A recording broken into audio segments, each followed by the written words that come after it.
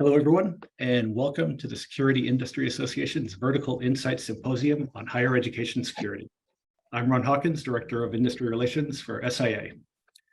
I'd like to start by thanking our sponsors for their generous support, Access Communications and Century Enterprises. We very much appreciate their backing of this project and all of their activity as SIA members, so thank you very much to both of those great companies.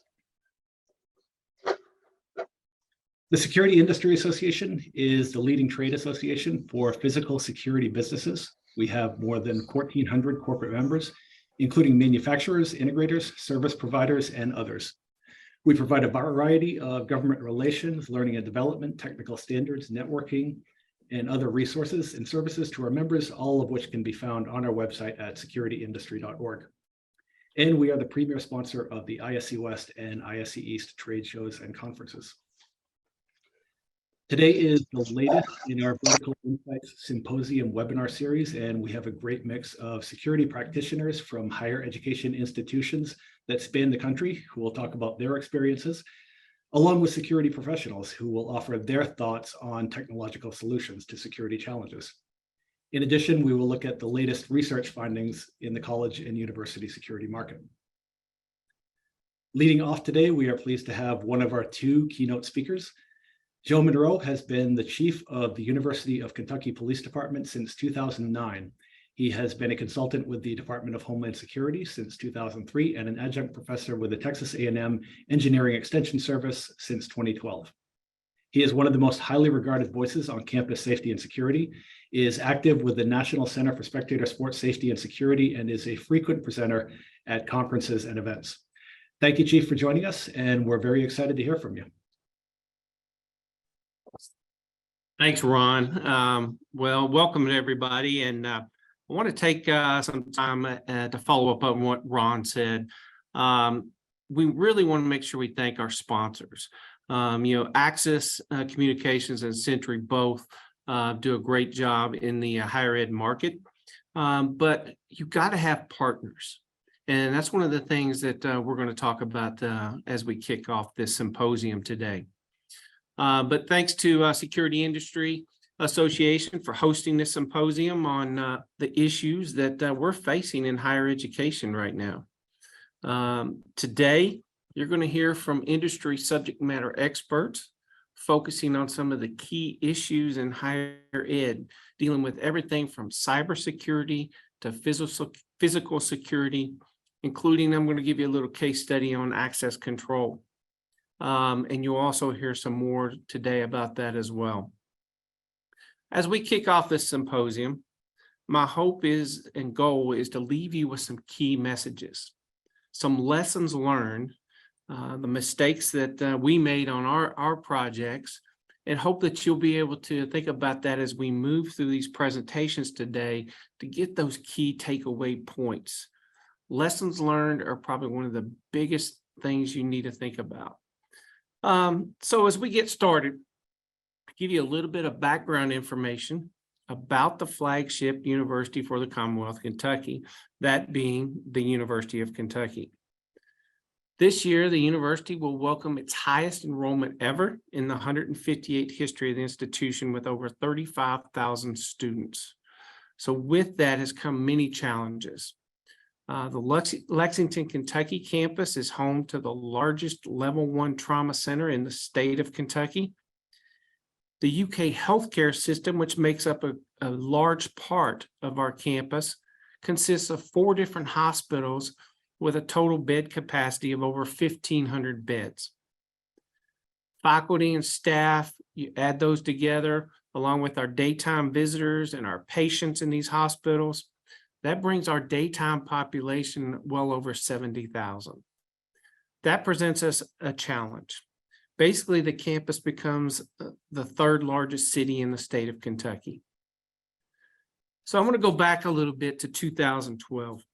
The university experienced a high-profile incident that really identified the need for a security solution to enhance campus safety and security.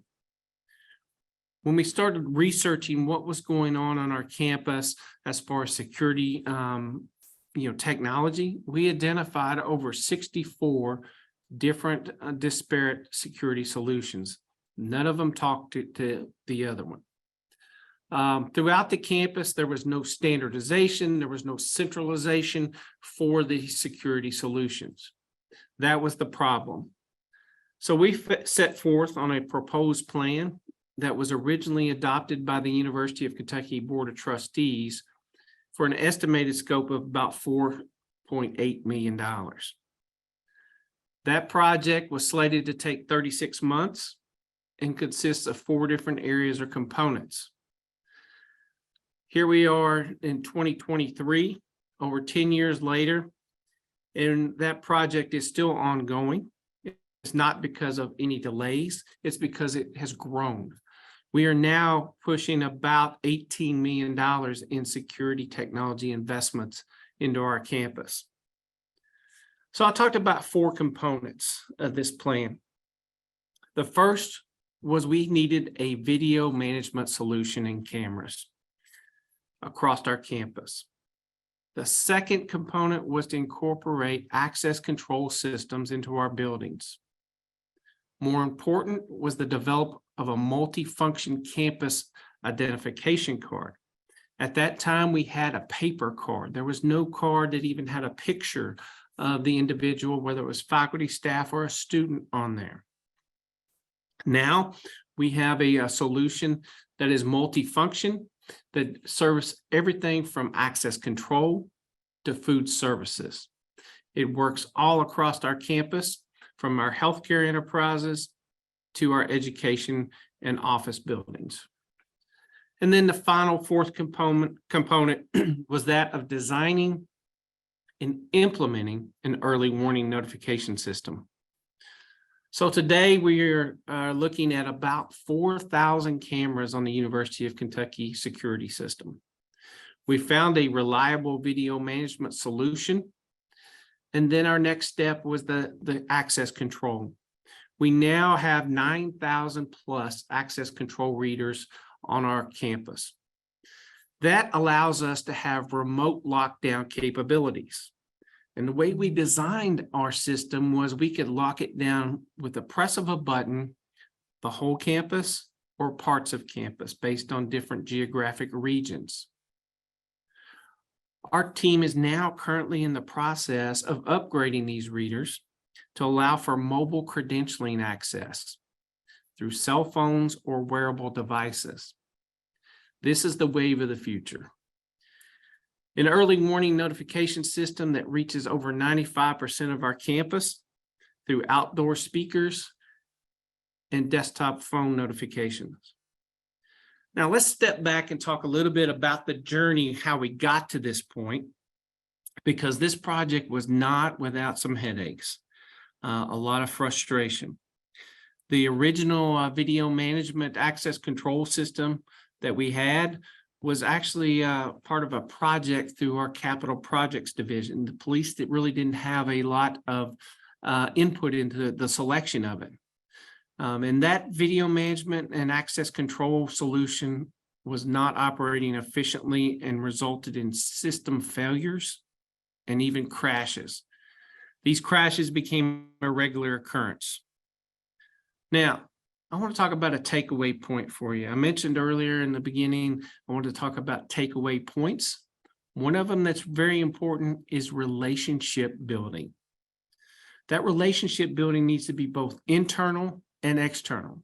And I'll talk about internal within your organization and within your campus environment. External, these are the stakeholders across your networks that really need to be a part of it. These are your support integrators, your vendors.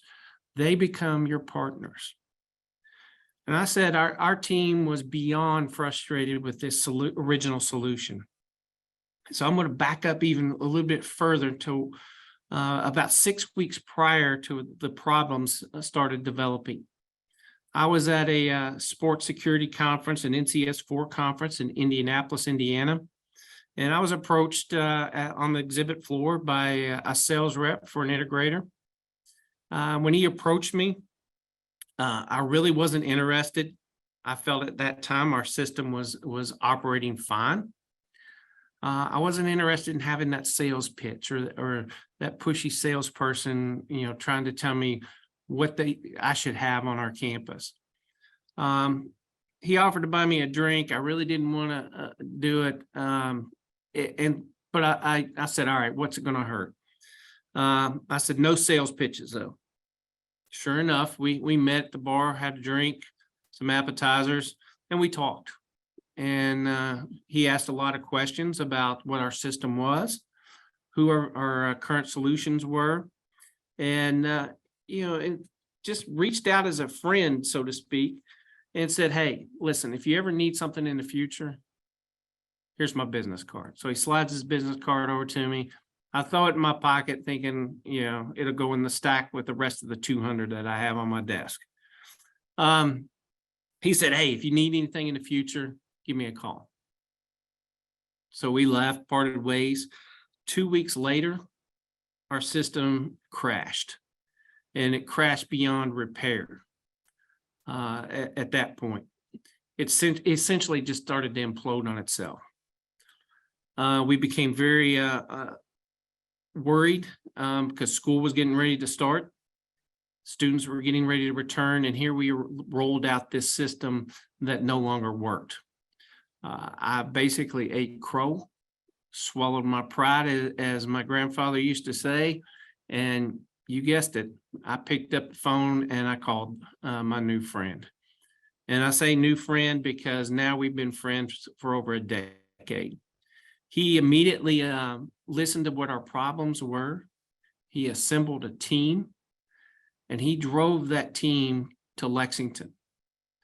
They arrived here the week before campus with engineers and integrators.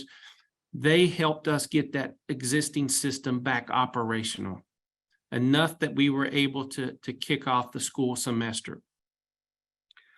Long story short, they stabilized it. And then we worked on trying to find a better solution. That integrator I trusted at that point because they were here to help us at no cost. And when they did that, that showed what they were. They were a partner with us.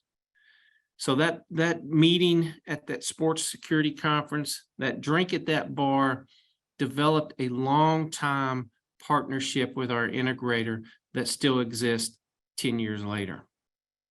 So what did we learn on this project as it kept growing?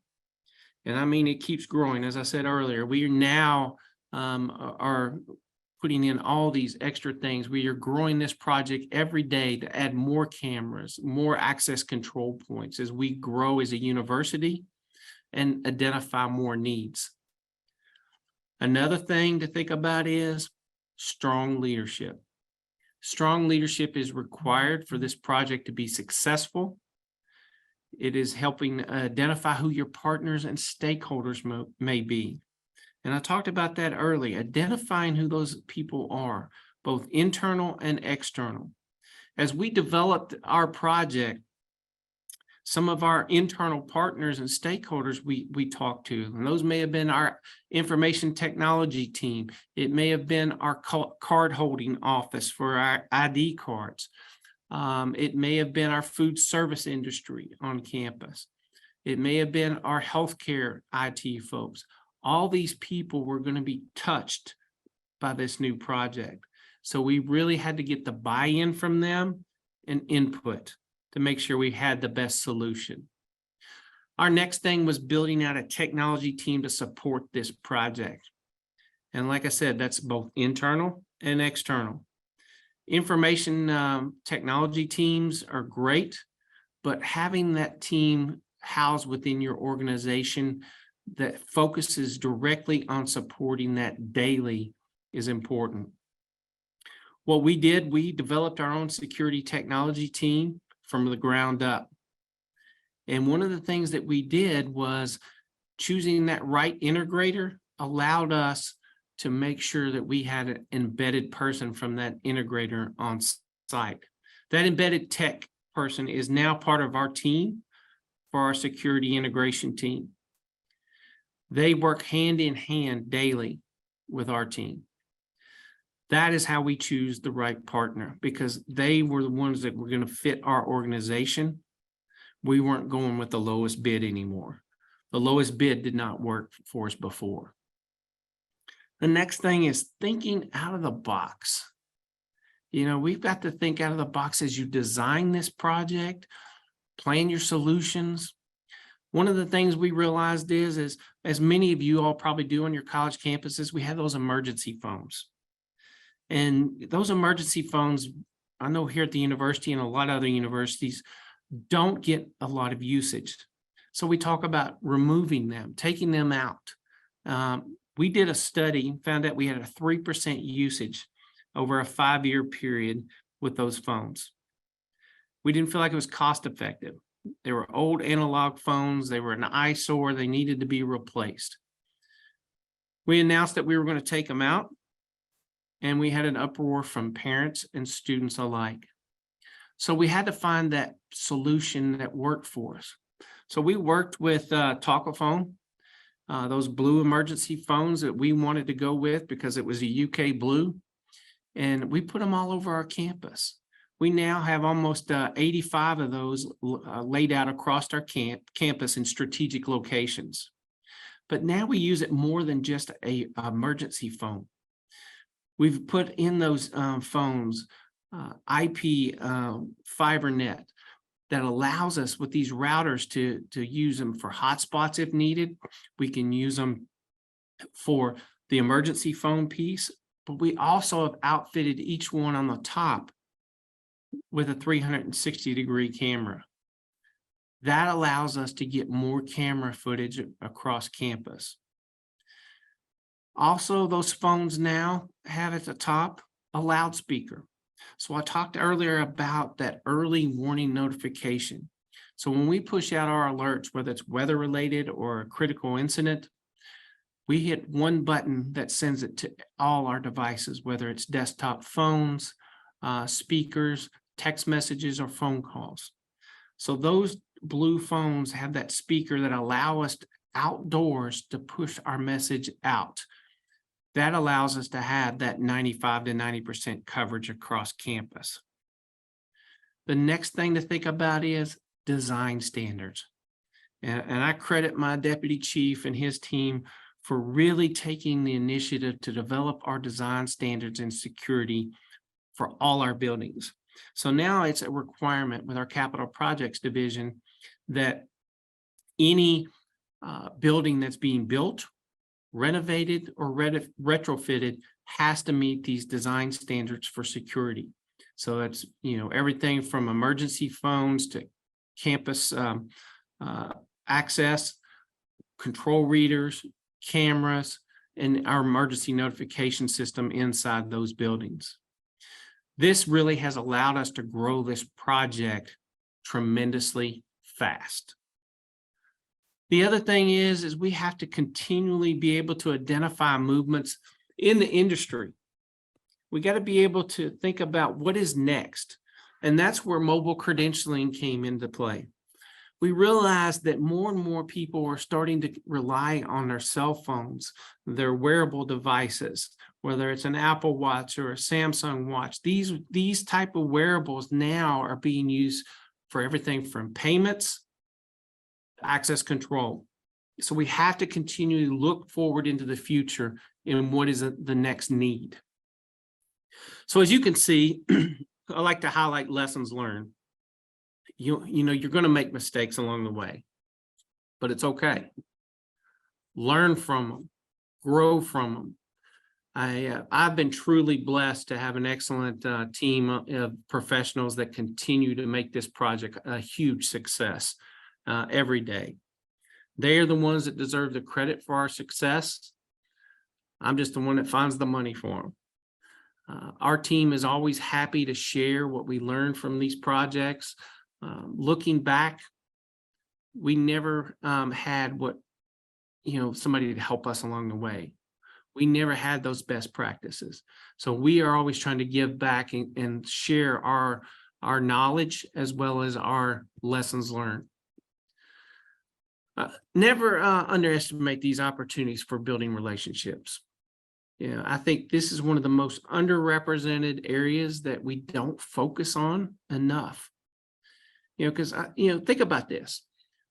Who you meet today may be the person you need on your team tomorrow. All right, now let's pivot and talk a little bit more about some of the other current and future issues that higher ed is facing. Our college and higher ed institutions face a wide range of security issues due to their diverse and open nature. Our college campuses are often large and open environments, which makes them very vulnerable to unauthorized access, theft, vandalism, and other physical security breaches.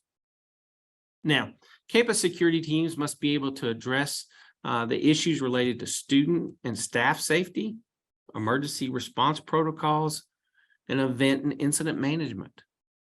In an age of rapid technological advancement, our campuses have become digital landscapes.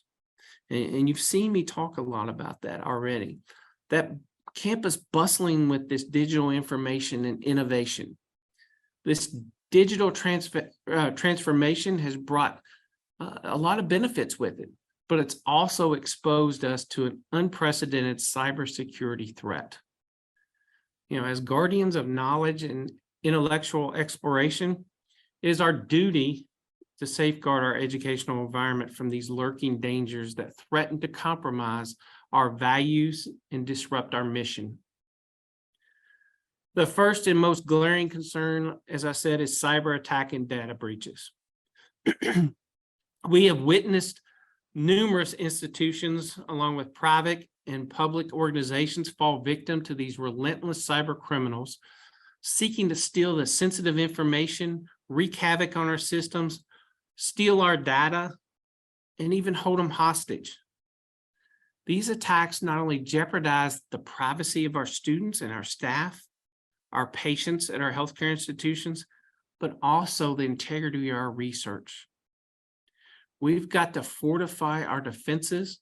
We have to prioritize our security protocols and establish resilient mechanisms to thwart these malicious attempts to steal our information. Moreover, the prevalence of insider threats cannot be ignored either. While trust is in the foundation of any academic community, we must be able to recognize that a few individuals may misuse their access to our systems and our networks. That's why it requires a lot of vigilance and proactive monitoring. That is essential to detect and address these threats promptly. The importance of academic research security is another growing area of concern that can't be overlooked. Our higher ed institutions engage in cutting-edge research that may be targets for intellectual property theft, and espionage from foreign nationals, especially when the research findings have a large commercial value or even a national security value. The rapid proliferation of Internet of Things, commonly referred to as IoT, these devices pose another set of security vulnerabilities. The increase of IoT devices on campuses, including smart devices and connected infrastructure, can create security vulnerabilities if not properly secured. From the smart classrooms to the connected infrastructure, these devices offer great convenience, but also become gateways for unauthorized access. Robust IoT security measures are crucial to maintain and control and prevent exploitation by our cyber adversaries. Let's not overlook the looming dangers of phishing and social engineering attacks. Cyber criminals have become increasingly sophisticated in crafting deceitful messages, preying on the naivety of our students and staff. To combat this, we must empower our community with the knowledge and awareness to recognize this and have the mechanisms for them to report these threats. I talked about ransomware. The menace of this ransomware looms large. We've seen it in major cities and healthcares that have been crippled and paralyzed their operations, endangering their sensitive data this year. To mitigate this risk, we need to compromise and have comprehensive disaster recovery plans. One of the things that we did was we built a disaster recovery and resiliency center on campus. We have built and hiring right now for a cybersecurity response team focused strictly on cybersecurity issues. Furthermore, our relationships with our third-party vendors and our partners should not be overlooked. These security practices must align with our standards and our mission, but we should also foster a culture of shared responsibility in securing our venues. That shared responsibility, whether it's a IT network or it's a physical feature on our campus, a building, everything needs to be shared responsibility. Compliance with our data protection regulations, it's non-negotiable. We must be able to uphold our commitment to our student privacy and our research confidentially.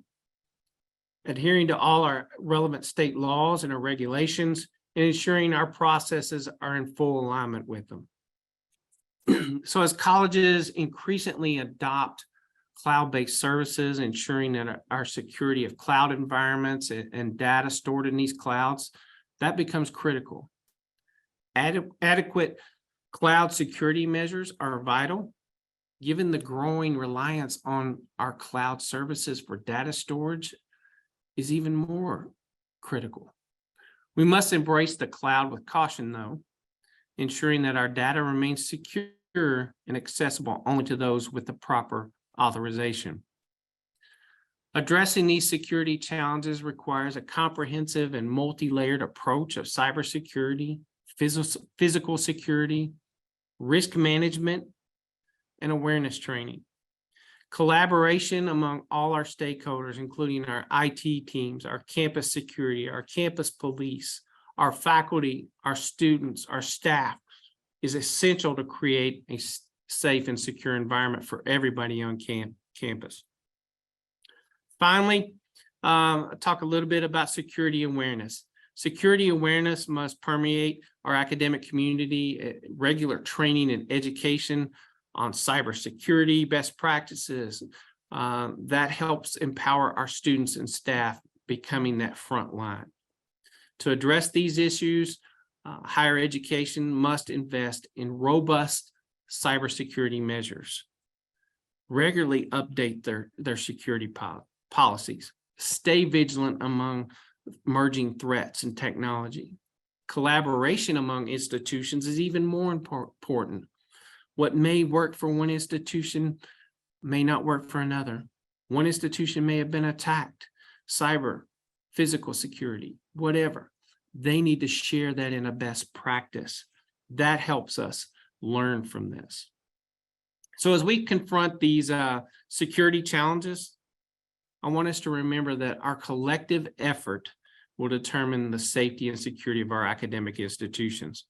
Together, we can foster an environment of resilience and vigilance, one where knowledge can flourish without fear. So now, what does the future look like? What are some of the future solutions? We're exploring here with our team, live streaming from body cams or in-car cameras back to an operations center, a real-time crime center that has all this built into it, from our patrol cameras to our cameras on campus that allow for us to have a better situational awareness. We've talked about and exploring virtual patrols, having a person that patrols campus through the cameras. They're basically looking for the stuff that may be wrong. They're looking for those criminal or suspicious persons. Some of the other things we're looking at is drone patrols, being able to deploy drones ahead of an officer response or to get more situational awareness. And then I talked about the wearable devices. I think that is one of the biggest things that we're going to see a huge increase over the next couple of years, is these wearable devices where people are using them to access everything they need in a daily, whether it's phone call, their payments, access control, news, text messages, whatever. These wearable devices are going to be the next big thing. So I think I'm out of time here, but I want to thank you all for your attention and letting us take up this vital mission for higher ed security today. And you're going to hear a lot more as we go through.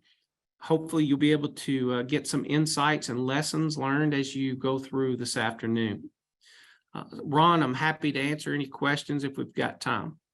Yeah, thank you so much, Chief. A lot of great takeaways. One that really stood out for me was the interaction with integrators, or that particular integrator, and just security companies in general. It's not about, hey, buy my product. It's about building a relationship, forming a partnership, and finding solutions together.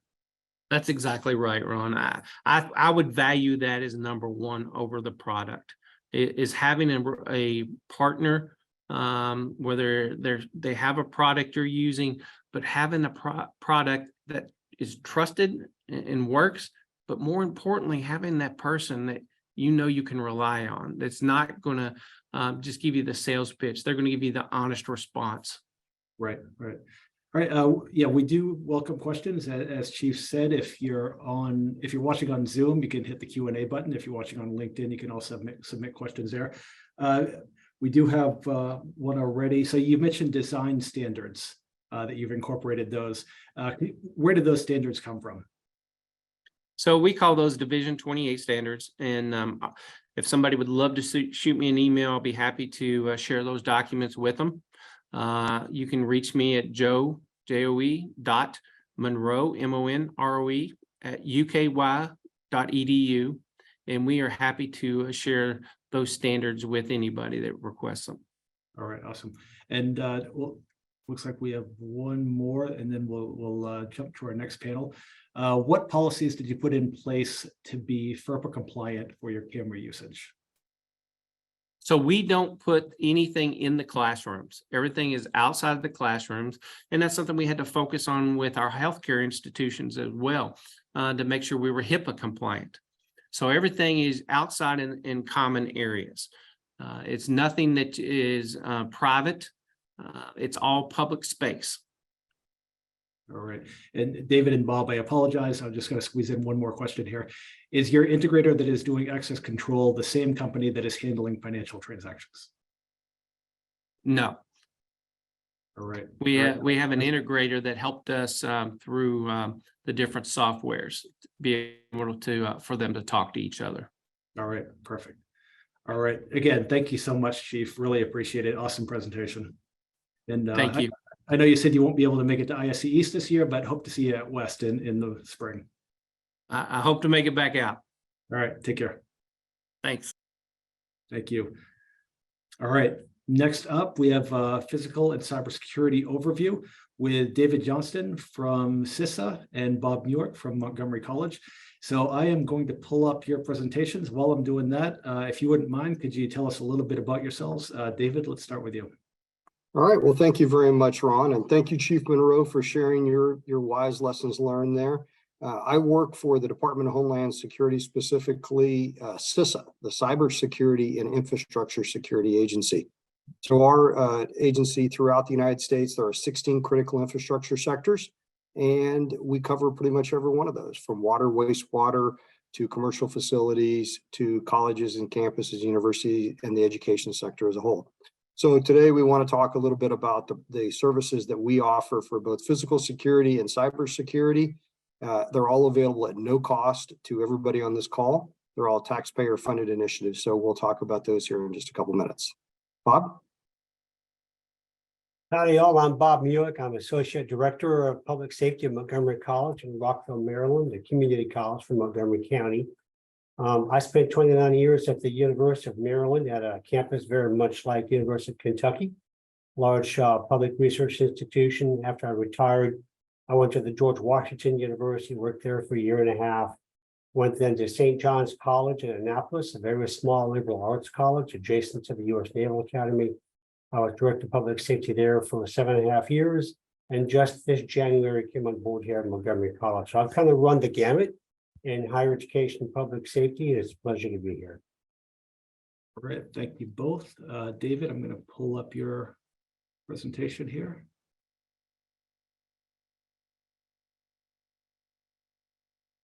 All right, can everybody see that?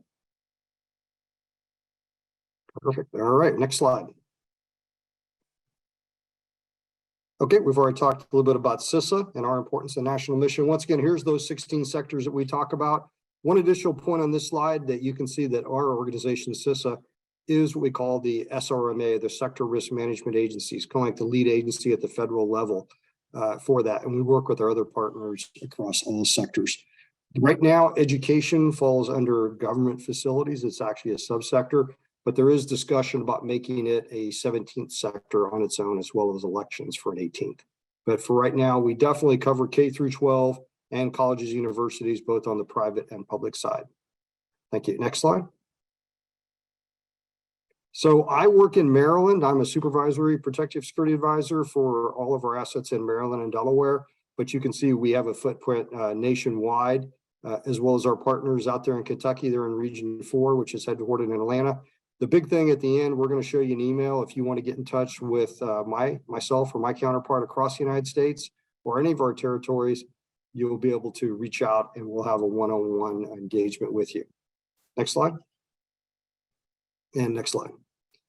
So within our portfolio, we divide it on the physical side and the cyber side. And we're going to talk about those assets and capabilities that we have available for both. On the protective security advisor, just imagine that being the physical. And so on a day-to-day basis, we're interacting with partners like the chief, as well as other members of the private and public sector. About half our work is with the private sector. So Fortune 500 type companies or smaller organizations, and the other half is with the public sector. So, college universities a lot of times fall on both of those, but we definitely partner with them and all the companies and organizations that support them in any fashion or role. We do that by going out and meeting with people like we talked about today. We don't endorse any one product or service, but we'll give you a vendor neutral opinion and impression. So for instance, he talked about the cameras and lighting. We have products we develop with Argonne Idaho National Lab to go out and conduct those assessments. And we'll provide you not recommendations, but what we consider options for consideration, because those are voluntary reports. We also will work for special events, and we call SIA ratings. A lot of times at college events, and we'll talk about that here in just a minute, the stadium is one of the key places on campus that draws a lot of people from both the campus and off campus, and is the potential for an incident. So we do a lot of support in terms of those types of facilities. And obviously post-incident and the recovery phase. And we do a lot of education. And we're going to talk about that here in a little bit too. One example is our Office for Bombing Prevention. Next slide. Everything I'm going to talk about today, even though I've divided in those two buckets, physical security and cybersecurity, convergence is the way of the future. I will tell you, a lot of partners, no matter if you go to a small mom and pop type organization or a Fortune 500 company, or a state level government, even today, a lot of times those are siloed operations. Our adversaries will look at our weaknesses and they will find the weakest area, and that may be on the cyber side or maybe on the physical side, or the attack may start on the cyber and move to the physical. So it's important to have that convergence and those chain of command and the communications and any kind of reporting mechanism. A good example is insider threat. If you have somebody who's an insider threat from your IT side, you have to be able to have that reporting shared with people on the physical security side, which a lot of times in terms of college and university would be the police or the safety department. Next slide. Here's the stadium security we talked about. So this is a very busy slide, and we're actually going to share the actual full-size fact sheet graphic with you following this meeting. But what I will tell you is these are all vulnerabilities. These are all avenues of approach that a foreign adversary or domestic violent extremism or an insider threat or any other type threat could basically penetrate your organization. And so it's wise to be able to involve people from facilities and legal and HR, as well as safety and security, as well as representatives from the organizations participating at special events when you get terms in analyzing the threat and reporting any types of discrepancies. Next slide. So we talked a few minutes ago about the Office for Bombing Prevention. OBP is what we call an organization. We have a lot of great classes that we can bring to colleges, universities at no cost. We do it routinely. One example, we have an IED search procedure, so improvised explosive device. That's somebody making a bomb, and how they place it in a classroom or on campus somewhere. and how you can respond to that. And those type of courses involve descriptions of what the current tactics, techniques, and procedures are being employed by foreign adversaries and domestic non-extremisms and other organizations, all the way down to searching for the device in the room. We did the same thing for VBID, vehicle-borne improvised explosive devices. And we also have a 3-day surveillance detection course that we come in and we work with local law enforcement, state law enforcement, federal, and our partners in colleges, universities to educate about what is out of the place and how do you respond to that. And really the basis of that is see something, say something, but it's a great course. It spends about half the time in the classroom and half the time out in the field trying to detect possible threats. And all the way down to explosive blast modeling on the, you can go ahead and do the next slide if you want. That's a resource we can bring in for larger facilities that will actually, we'll do some modeling using DITRA software and offer you some options for enhancing the facility, whether you're going to do a renovation or just future considerations. We have a lot of products out there, and I will tell you, every one of these products has been developed in partnership with somebody in the field, somebody like yourself. Whether we have a vehicle ramming tool we've developed with Chicago PD, or if we have that stadium tool we've developed with other universities, or whatever it may be. These are living products that are constantly being improved. And a couple more we have out there are physical security considerations for temporary facilities. A lot of colleges and universities are used for graduation, not only for their own organization, but also for outside partners, outside high schools, et cetera, and organizations. So you have to be able to integrate with theirs, just like you do integrate between your cameras, your lighting, your access control. You have to be able to integrate your plans with theirs and their operations as well. So this fact sheet talks a little bit about that. And resources for civil unrest. Unfortunately, colleges and universities have been a location for those individuals and organizations to consolidate or conduct their operations. So it's an opportunity to be aware of what those threats are out there. The last time, as the chief pointed, you want to know those resources and have those contacts and those relationships well before an incident. You don't want to be meeting someone in the unified command the day of the incident. You want to do it beforehand. And that's where tabletop exercises, discussions, drills, those type of things come into play. Next slide. So everybody's heard about see something, say something, right? Remember I told you these are all living products. So we've, in the last year and a half, come up with 2 additional products. The first is the power of hello. Imagine that you're standing at the stadium at a gate, or you're at a special event, or you're just walking across campus and someone doesn't look like they should be there, right? Well, if you look at someone and you say, hey, how you doing today? If that person doesn't want to maintain eye contact, doesn't want to say hello, doesn't want to take their hands out of their pocket, is wearing a long jacket on a hot summer day, with carrying a backpack, acting suspicious, and they don't want to engage with you, that is a huge red flag. And you can see in bold on the top. It's kind of hard to read here, but we're going to show these products with you separately. The oh no concept. So you observe, you initiate a hello, okay, you determine it's a risk. Now you go call the chief and his team and have them come out and respond.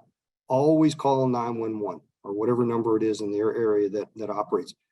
Don't ever call the chief's cell phone number personally, because he may be off. He may be in a meeting. He may not have. 911 is designed there to help people in need immediately, and you want to mitigate and prevent something from happening.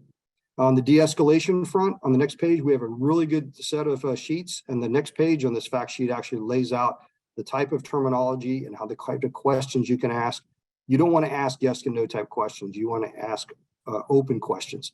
You want to stand what we call outside the X. You don't want to, if they had a knife or sword in their hand, they could reach out and touch you. You want to stand back far enough. It's always good to have 2, 3, 4 people there if you indicate. So let's say you're at a stadium and you're taking the tickets and a suspicious person shows up. You try to engage with them, they don't.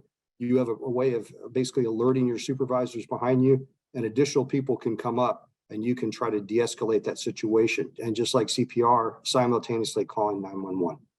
Next slide. Everything that we talked about here today, specifically those assessments, Congress has initiated a program called the Protected Critical Infrastructure Information.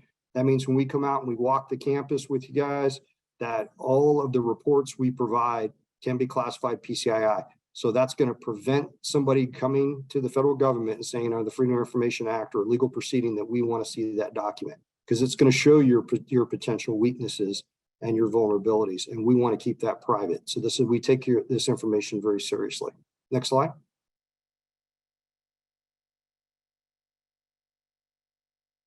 So the two tools that we're going to talk about, you may have heard, the IST. Once again, these are developed with Oregon Idaho National Lab. That's a detailed walk around, usually a single facility and about a 3 to 4 hour conversation. And then we provide you about a 40 to 50 page report that's in a matrix type format with those options of consideration. And so it's very detailed. It goes into all these perspectives about your plan, security plan, emergency action plan, continuity, contingency plan, how your security force is postured, as managed, different types of utilities and dependencies and redundancies, cybersecurity, everything you see there, it covers very detailed conversation that we customize and drive to your organization. Next slide. An abbreviated version of that is the SAFE. And a lot of times I'll tell you with a college or university, we'll do an IST on the large administration building, and then on subsequent buildings, like for instance, a science lab or an auditorium or a power plant or a water treatment facility, we'll do a SAFE to augment that report. So the desired end state is going to give you those options for consideration for you to develop your 1, 3, and 5 year plan or your top 10 list as you determine appropriate. Next slide. Exercises, we talked about this a little bit. That's another option we can bring to the table. We can have what we call a tabletop in a box. I'm going to show you an example here in just a second. Or we can, and where you can do it yourself, or we can come in and facilitate discussions as well. The key is convergence, because the enemy is going to look for your weakest area, and you need to be able to look at that not in 2 separate silos, but as a unified approach. Next slide. As an example, we have one that's developed specifically for our higher education for an active threat. And you can basically click on that QR code or that link. You can type that URL in, and it will take you to the list that shows all of the scenarios. And then from there, you can drive down to higher education. And it's a complete packet, all the way from the invitation to the SIT manual, to the slides, the after action report, the accountability. It's everything you need to do. All you need to do is take a few pictures of your campus, post them in that PowerPoint, and you can drive your own exercise, or we can come in and help you with that as well. Next slide.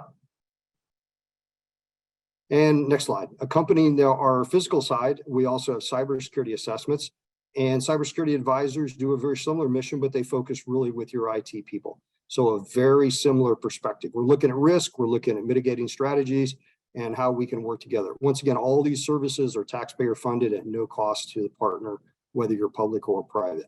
Next slide.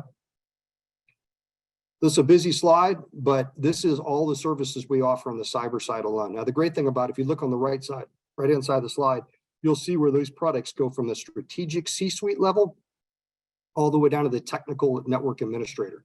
The 2 that I'm going to focus on today are in the top blue bullet points, and they're focused on cyber protective visits, which is kind of like a meet and greet, hear about your operation and kind of develop a plan going forward, and cyber performance goals, which is very similar to the SAFE. It's going to go through and ask you a series of questions.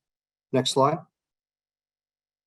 So once again, very straightforward. Cyber protective visits, one of our cybersecurity advisors, and we have about 100 nationwide, and we have about another 100 physical security advisors. A lot of time we work together. Come out to your facility, we'll sit down and hear about your operations, take a tour of your campus, and then we can actually, in partnership with you, develop a program that could augment your plan to enhance security of your facility. And that typically involves people from IT, CISOs, CIOs, et cetera. Okay, next slide. And on the cyber performance goals, think of this as like those 38 questions that they're going to ask you on there, everyone should be yes. Very easy. We can either facilitate this discussion for you, or you can do it yourself as a self-assessment. And if you answer no to any one of those 38 key questions, takes about 30 to 45 minutes to do this assessment, it will basically come back and tell you the option for consideration for taking the first step moving forward to rectify that. All of our cyber products are based off the NIST standards, and you can read more about that at this URL right here at the bottom left. Next slide. And the cyber hygiene, also our vulnerability scanning. This is a service you can sign up for. And imagine it like hiring a guard to stand outside your campus and let you know if suspicious things are coming on campus. It's a no-fee service that we offer that we can basically help you monitor your network traffic outside your networks to help mitigate any kind of risk that may come up. Next slide. And that concludes my presentation. I will turn it over to Bob to talk about ICLEA and his great initiatives there at Montgomery College. Wait for it. Give me just 1 minute, guys. I'll Board. presentation.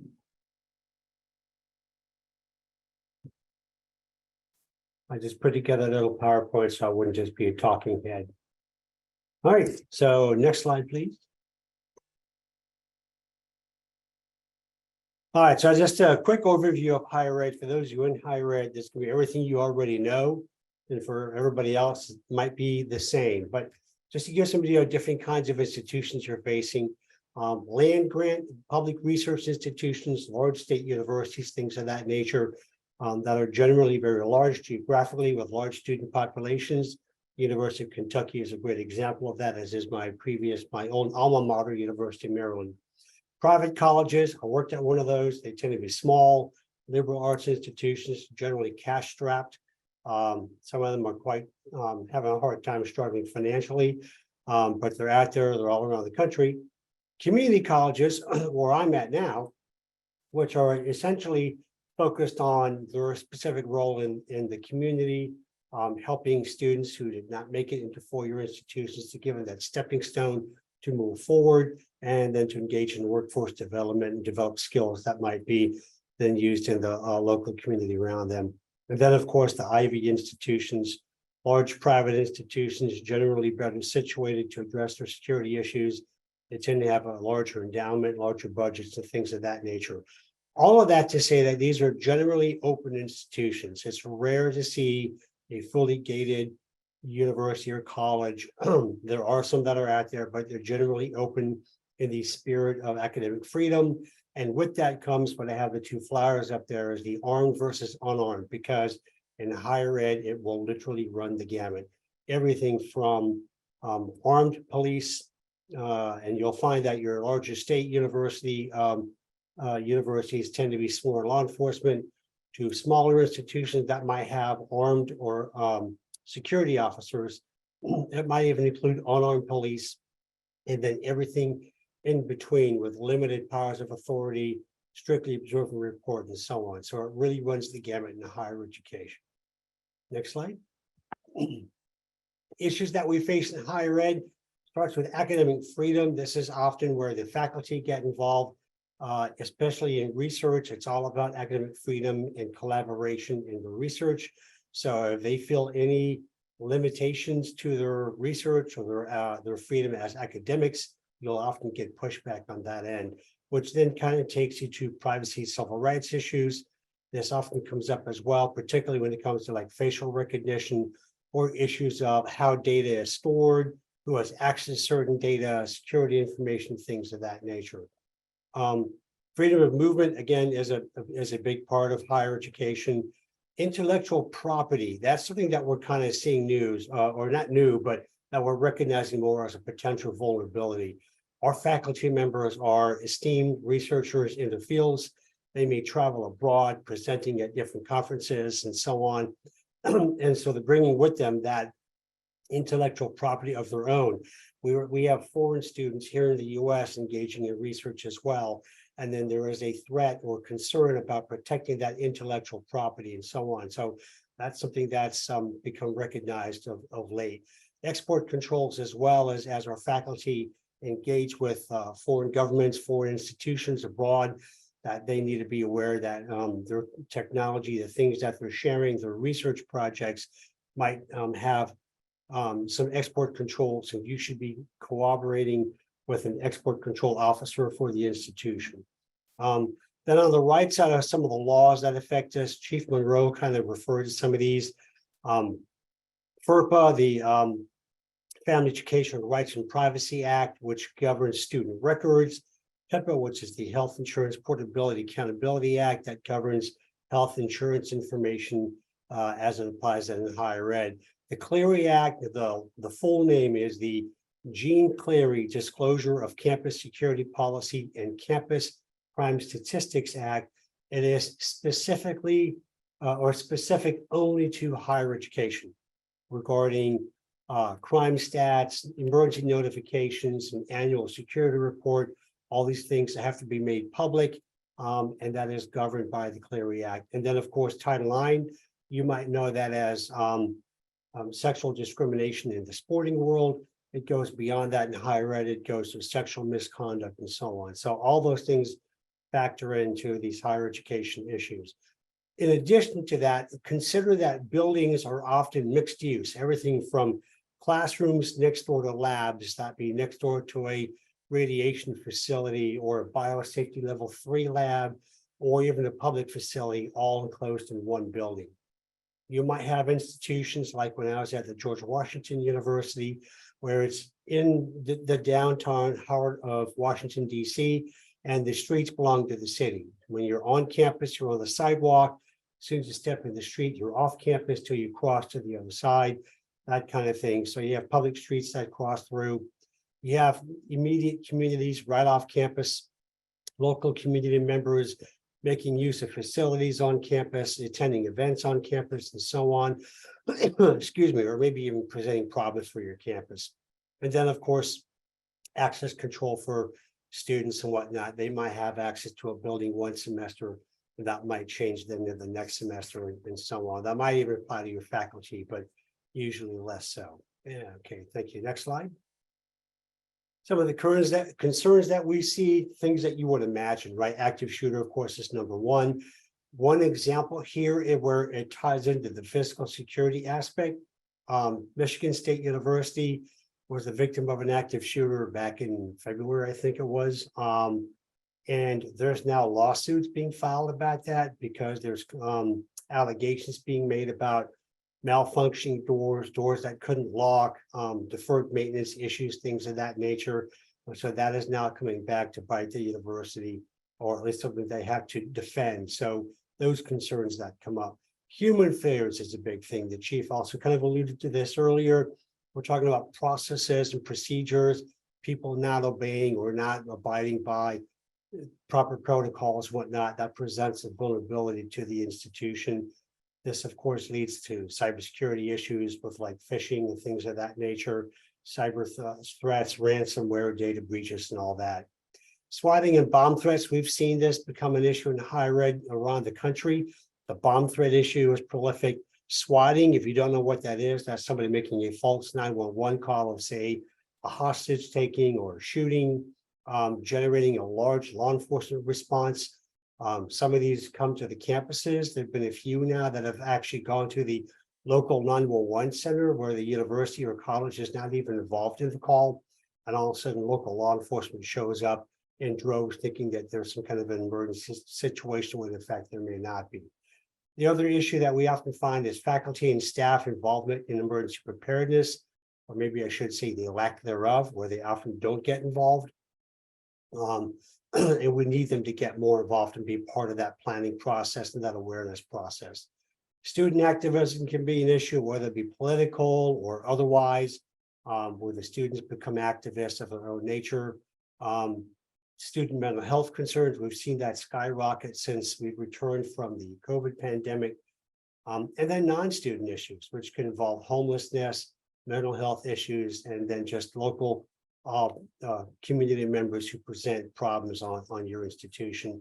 And then the last one, of course, is artificial intelligence, the whole AI thing when it comes to academics, and then what that might pose for cyber threats as well. Next slide. Some of the wishes: layered security for multi-purpose buildings, because you might need restricted access in some parts and open unfettered access in others. And then kind of what we've already discussed is the single platform systems, access control, cameras, alarms, alerting systems, tying those together, what they refer to as convergence. I think that's where the future is. We're going to see more of that, but that's really what we're looking toward. So access control, video management are often something that we use. It's behind the scenes. It's locally hardened. But things like some of the AI systems being built into the back of systems, smart occupancy sensors, cameras, and analytics that can tell you about prop doors, things of that nature. We're seeing all that come about. Those are some of the wishes. The biggest challenge that we have, and I know you all hear this, is the budget, the budget, the budget. All right, next slide, please. Cybersecurity. So on the box on the left are kind of the integration of the public safety folks with the cyber folks, right? That's where we interact with cybersecurity when it comes to our tech-based platforms like access control, cameras, and alarms. And also keep in mind that public safety is then often used on campus to alert the campus community about cyber issues, hoping to reduce liability. And then on the right are some of the issues that we have, which is, migrating to cloud-based systems. So we have some of that shared security, which kind of puts the onus on you as the vendor. The target of networks and cyber attacks, concerns about hacking and those vulnerabilities. And then, of course, ransomware, we're seeing that everywhere. Application and website outages, how do we guard against that? And what do we have in place for that? Hardware and software failures, and then, of course, performance degradation over time as things are less effective. And what do we have in place to move that along and to keep that going? Chief Monroe mentioned social engineering. That's certainly a big part of this. So something that we're always very aware of. Next slide. So just some examples, just two from recent age. This last year, Get Mobile by Seaboard, where they had a access control app on smartphones that students could use, and leave it to a college student, right? There was one that managed to hack the app and gain access to other parts of campus where that student shouldn't have been. Just last month, Progress has a app called Move It Transfer that affected a number of higher ed institutions, breached sensitive personal financial information. Some of the campuses that were affected don't even use Move It Transfer, but they were compromised because they affiliate with, say, the National Student Clearinghouse Research Center, TAA, CREF, that use the same data. And so that breached and migrated into the institutions for higher education. So just the way that can change and morph over systems. Next slide. Physical, of course, it's about safeguarding facilities and our campus communities as a whole, denying access to those areas considered secure, protecting the interests of the institution, and then reducing liability by acting as a response and reporting mechanism. Next slide. This is going fast, folks. All right, there are opportunities here. There's been mention about training, like the Office of Bombing Prevention through SIA. There are other things. There's the National Domestic Preparedness Consortium. That is a national organization, and there's three main parts of that I want to point out.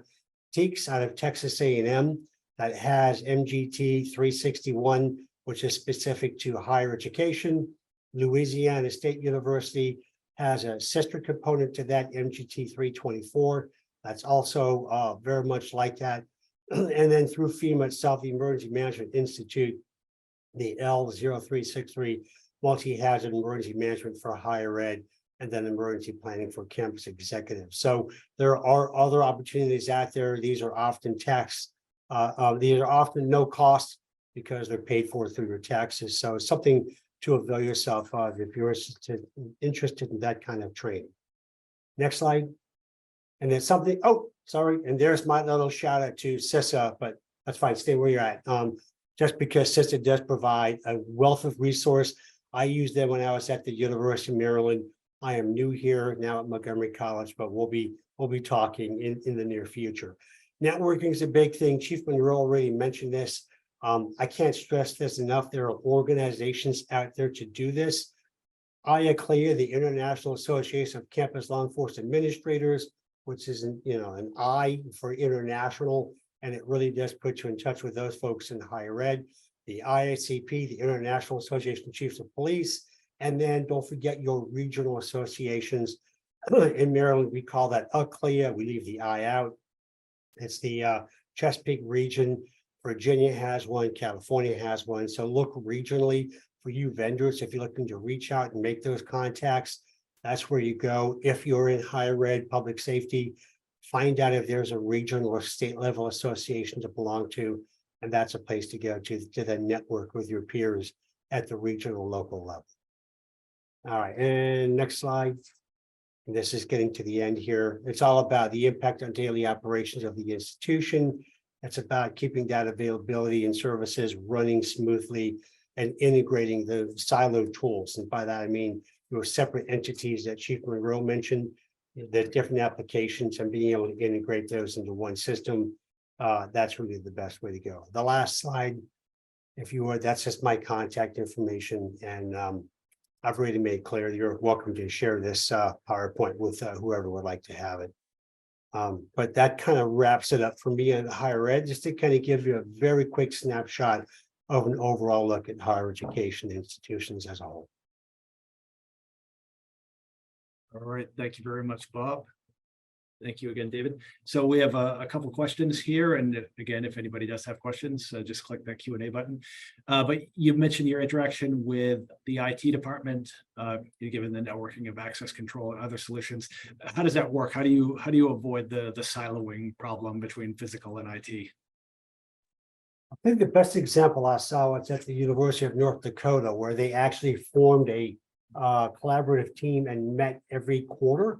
Actually, might have been every month by last I talked to them, where literally physical security, university police, lab safety folks, or environmental health and safety, and IT would meet monthly, have regular standing meetings to share information and kind of get an overall situational awareness about what security issues were impacting the institution. That's probably the best model to use, is to try to reach out and form that collaborative team. Right. All right. And we've had multiple questions from people who want access to the slides today. So yes, we'll be happy to provide those. I know there's a lot of great information and hard to take notes on the fly. So we definitely will be providing those to attendees. And one more question before we go. So Chief Monroe talked a bit about his interactions with integrators and others and building relationships. In your experience, what's the best way for integrators, for other security companies to work with people in your position? That's tough. Probably the best thing to do is kind of what Chief Monroe gave as an example, right? Meeting at a conference and having that one-on-one interaction. One of the issues I get a lot of cold calls, and I get overloaded with information from vendors, and I get it. You're competing in the same market space, and I totally understand that.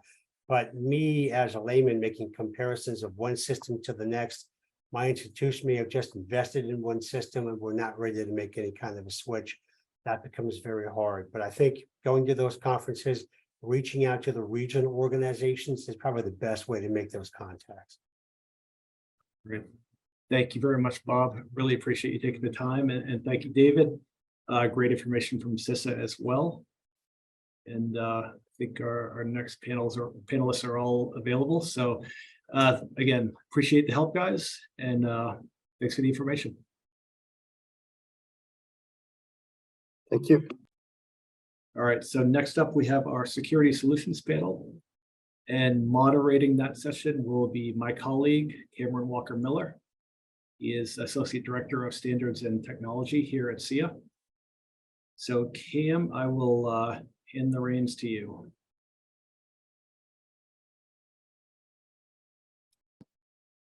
Can you hear me okay?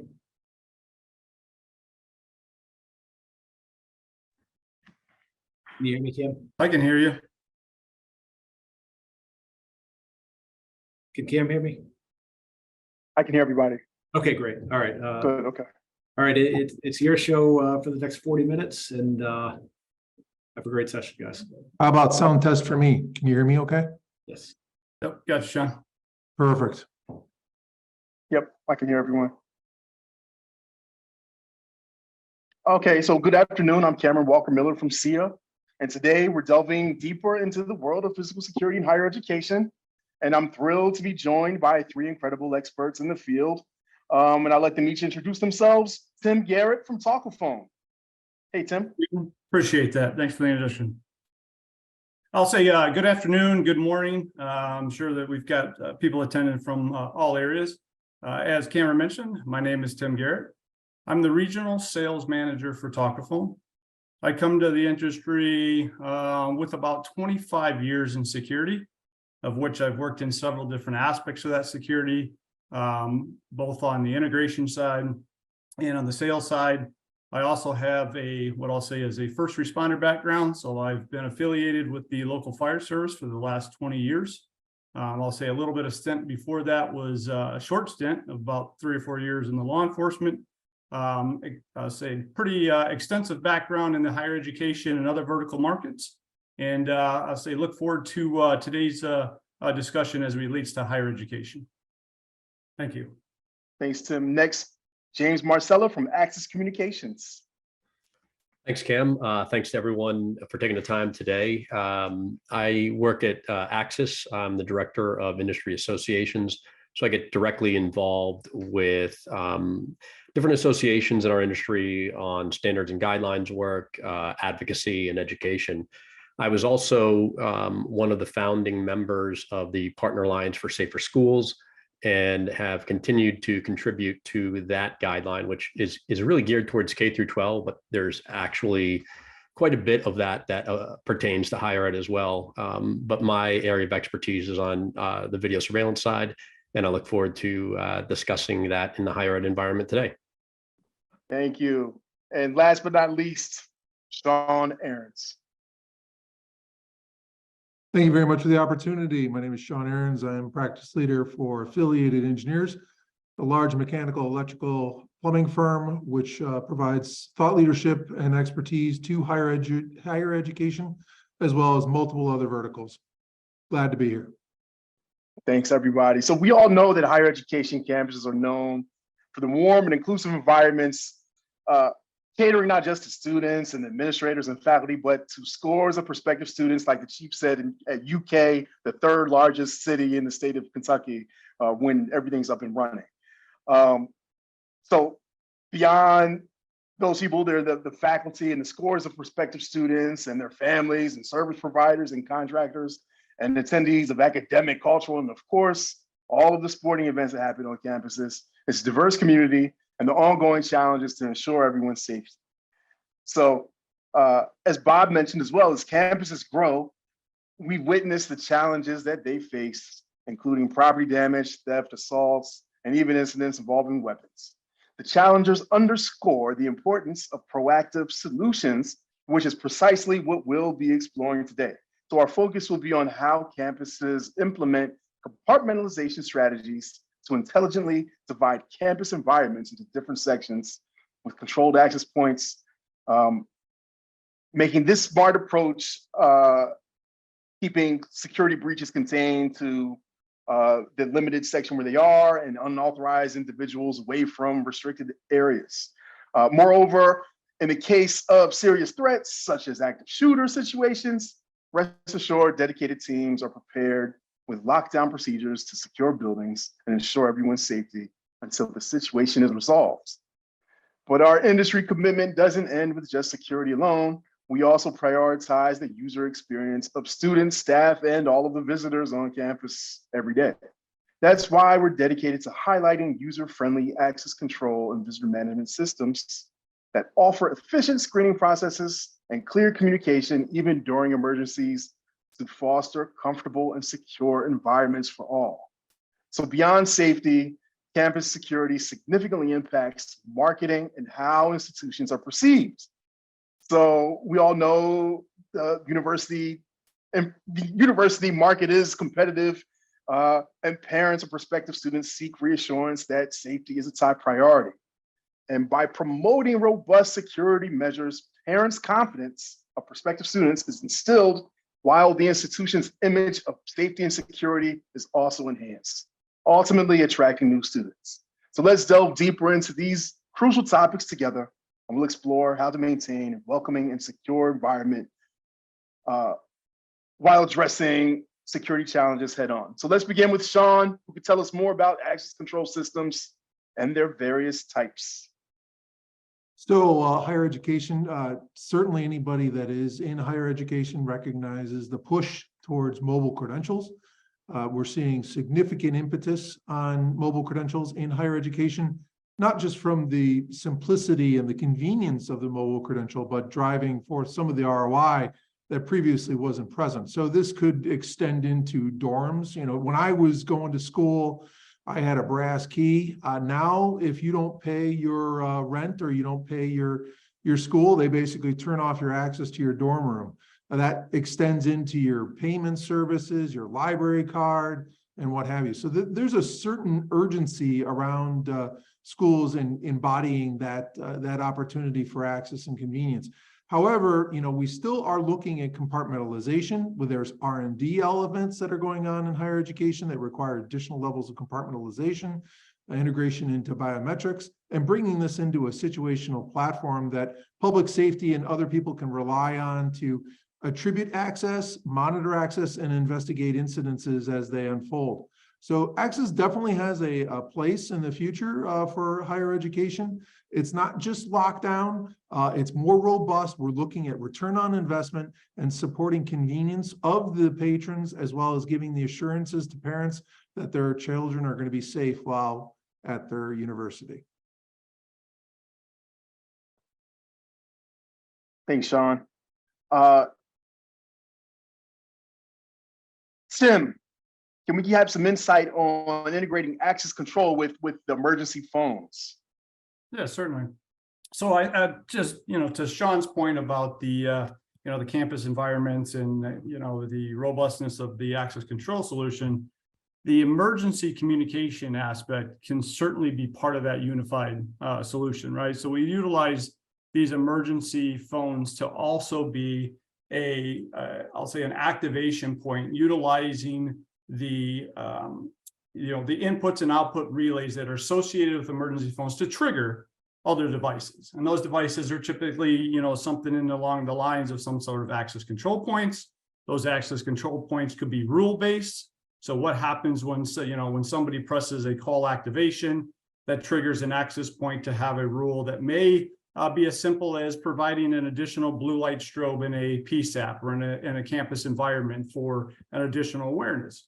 Those could also be addressed more along the lines, as we know, a lot of times video and access, communications are working together, right? Our video streams and stuff are interacting with our access control, and so can the audio portion of that, right? So the audio portion of our emergency communications could certainly be part of that, access control environment, or that specific rule base for those type of applications. So that's kind of where the emergency communication phones that already have, to like Sean's point, that return on investment, those have been deployed for several years. So it's almost like repurposing some of that information or some of those deployments into other aspects of our access control or video platforms. Excellent. Yeah, it was. Yeah, that was good. Yeah, thank you. James, can you tell us about the importance of access control, in campus environments? I think a lot of it was covered already, but one of the things that we haven't talked about that I think is important from a campus environment perspective is the ongoing maintenance of these access control systems and what we need to do there. And I really like what Sean said, this trend of moving towards mobile credentialing. Obviously, that is the future.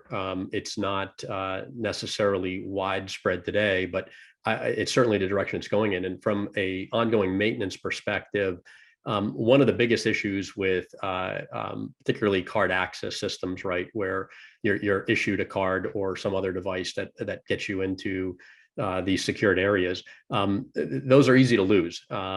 You'd be hard pressed to find a college student. Yeah, we do lose our phones once in a while, right? But they hold on to those things pretty dearly. So mobile credentials become that much, I think, easier from an ongoing maintenance perspective. Obviously, there are concerns around how those are implemented. They're much more secure today than they have been in the past, and security of those devices only increases. And it also implements, in a lot of cases, a biometric aspect of it too. I can't just use anybody's phone like I can use just anybody's access control card. So access control to me is, from a school environment perspective, whether it's higher ed or K through 12 or any of the other environments that you might be in from an education perspective, is absolutely critical and is where people should be spending their money first. Controlling who's going in and out of your buildings, going into these sensitive areas is really, and having an audit log, frankly, of who did is probably what you should be looking at first. If you had $1 to spend, you should start there. You should make sure that you can ensure who is in the buildings, out of the buildings, and ensuring that only credentialed, relevant folks who have the right clearance are able to get into these environments. Thanks, James. And then let's continue with you so we can talk more about video surveillance systems within these universities and different institutions of higher education. Can you tell us more about maybe a use case scenario or campus environment that uses video surveillance in a great way? Sure, and I'm obligated to say that, this is the second place you want to start spending your money when it comes to now. Obviously, doing a proper threat and vulnerability assessment will tell you where you need to spend your money on things. But let's talk about video. Video is absolutely all over college campuses, and certainly is widely deployed in K through 12 as well. The campus environment, though, I think the gentleman from Montgomery College did a really great job of explaining sort of the challenges associated with the campus environment and the specific issues in higher ed. But you're really talking about cross-functional, multi-use public access spaces where students and really community members can easily blend with each other. And as a result, both positive and negative aspects of the community easily spill over onto college campuses and universities across the United States. And when you start looking at video surveillance and why we deploy cameras, there's really 4 general use cases for video. One of them is actual surveillance, which I'd argue that most colleges and universities aren't doing. That's where you actually have somebody watching the cameras real time. No one has budget for that typically. What we do see is people doing assessment. An assessment would be you get a call on the radio that says something is happening. There's something going on at a particular place. I can leverage cameras to get a remote view of what's happening there and assess the situation and determine whether I need to do anything else. Forensic use cases include after the fact. I want to determine what happened, who, what, when, where, that type of thing. And finally, risk mitigation, which we'll talk about, where this is really getting into proactive risk mitigation through the use of analytics to proactively alert you and hopefully get you to a point where you can mitigate risks live as they're unfolding. So common use cases in higher ed, obviously facility security. You see cameras at entrances and exits of dorms, academic buildings, stadiums is another area, sporting fields, open spaces, so parking lots, pedestrian walkways, perimeter. Again, oftentimes perimeters can't be defined in a university environment. They just blend right in with the community, but you can still treat those areas as your perimeter through proactive video monitoring. And then I'll just touch base really quickly on some forward-thinking use cases. I know Sean is going to get into a little bit more on analytics, I think, but some forward-looking things that you can do. Aggression analytics through audio, at the edge, at the camera level, right? We're starting to see some colleges and universities get into body-worn camera implementations for their law enforcement on campus. That comes with some privacy issues, and we'll talk about privacy a little bit later. Deterrence through active audio messaging. So, having, and if an event happens, a speaker plays a pre-recorded response to let people know that, hey, this is being observed. You might want to move on. And the last thing I want to talk about is operational efficiency. A lot of times, some of these products, cameras are deployed in areas that can be used with business analytics. So why not work with other departments within the university, maybe spread out some budget across multiple departments to do things like queue management in the dining commons, for instance, visitor management or occupancy detection. These are all things that can be used for the business of education versus safety and security. Great. Thanks for that insight. Tim, I know the chief talked about UK getting new repurposing blue light systems. Can you tell us more about expanding video across campuses? Yeah, for sure. And I'm just going to, kind of touch on a couple of things that I think were very important that James brought up, as it relates to campus, kind of blending in on that perimeters or, those other areas. Blue light emergency phones, as we know today, are a fantastic resource for expanding that surveillance coverage in areas that are really hard to, explore, those expansion efforts. And what I mean by that is, traditionally speaking, we're accustomed to, a lot of our video surveillance is either in building, entrance points, common areas, on the building itself. Repurposing to that point, as UK just meant, as UK mentioned earlier, repurposing to the point of utilizing these, 9-foot stanchions with the abilities to add additional, camera type, hardware is a really great place for that expansion, right? So we mentioned some things about the analytics side of things. So now when we're talking about, whether those are like crowd controls, we're utilizing or wanting to leverage something with loitering, speakers that are related to not only the emergency phone, but also embedded into the cameras themselves, right? So triggering a emergency activation that can then play that pre-recorded message back to that VMS platform is highly impactful. The other side of that is, I'll just say from an infrastructure challenge, typically we don't have the means of getting these, these camera surveillance devices out to these areas. And what better way to explore repurpose, as we learned about a little earlier, in the emergency tower section. And I mean that because we have traditionally 120 volts that are under these. That's just kind of the most common power that are out to these devices. So we already have the means of being able to provide, the resources needed for our network connectivity or our media converters, adding things to, our multi-sensor cameras and our analytics, and really providing a different experience, I'll say, with the emergency phone aspects. Thank you. And James mentioned earlier, Sean, based analytics. Can you tell us more about some analytics interests? So I think analytics, we're a little bit bleeding edge. We're still a little bleeding edge on analytics, but there are some use cases that are emerging. I was working with one university and they were able to leverage license plate recognition to the benefit to resolve a unfolding incident. Essentially, we had a domestic issue unfolding. It was reported that a boyfriend was coming to the site. He was a student. He was an aggressor against his girlfriend. We didn't know where the girlfriend was. We didn't know where he was.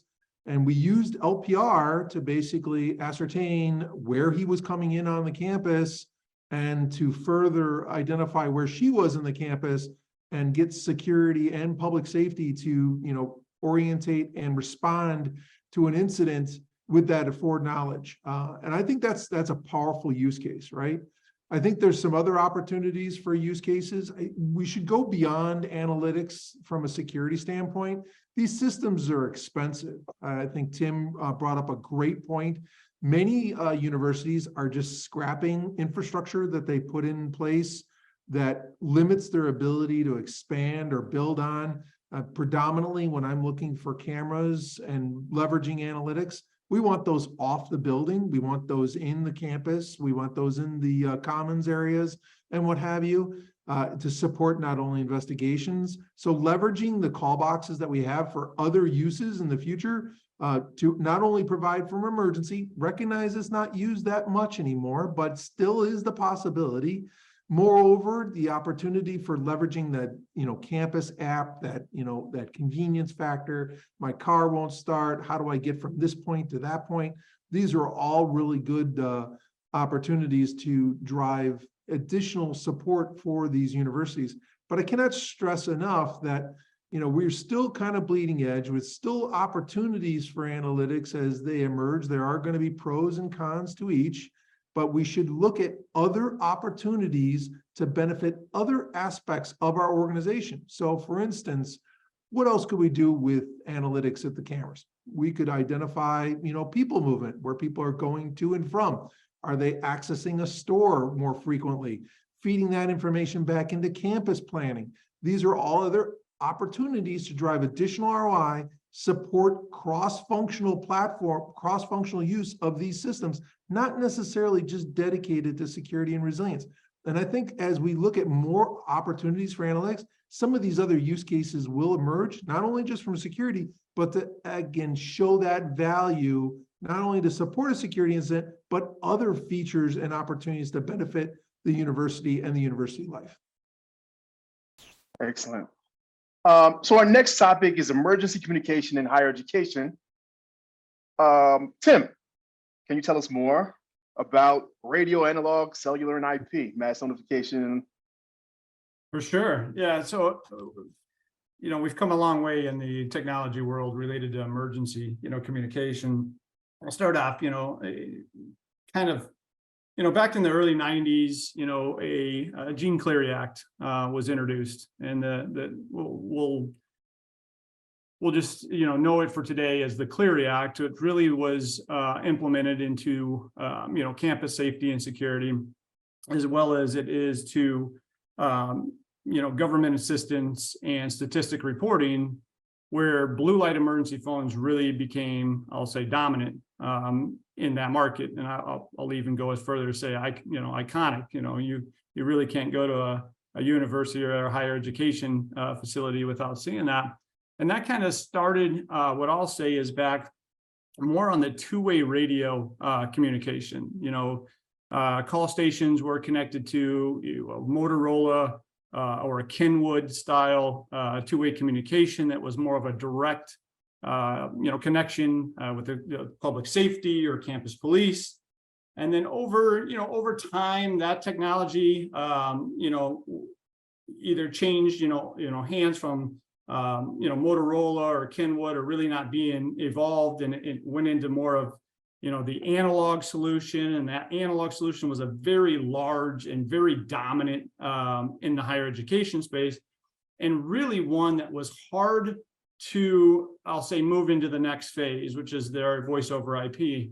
And before we jump into that, a lot of the higher education space had spent a significant amount of money on implementing a phone system, not just to support the emergency phones, but also to support the entire campus that was traditionally on an analog basis.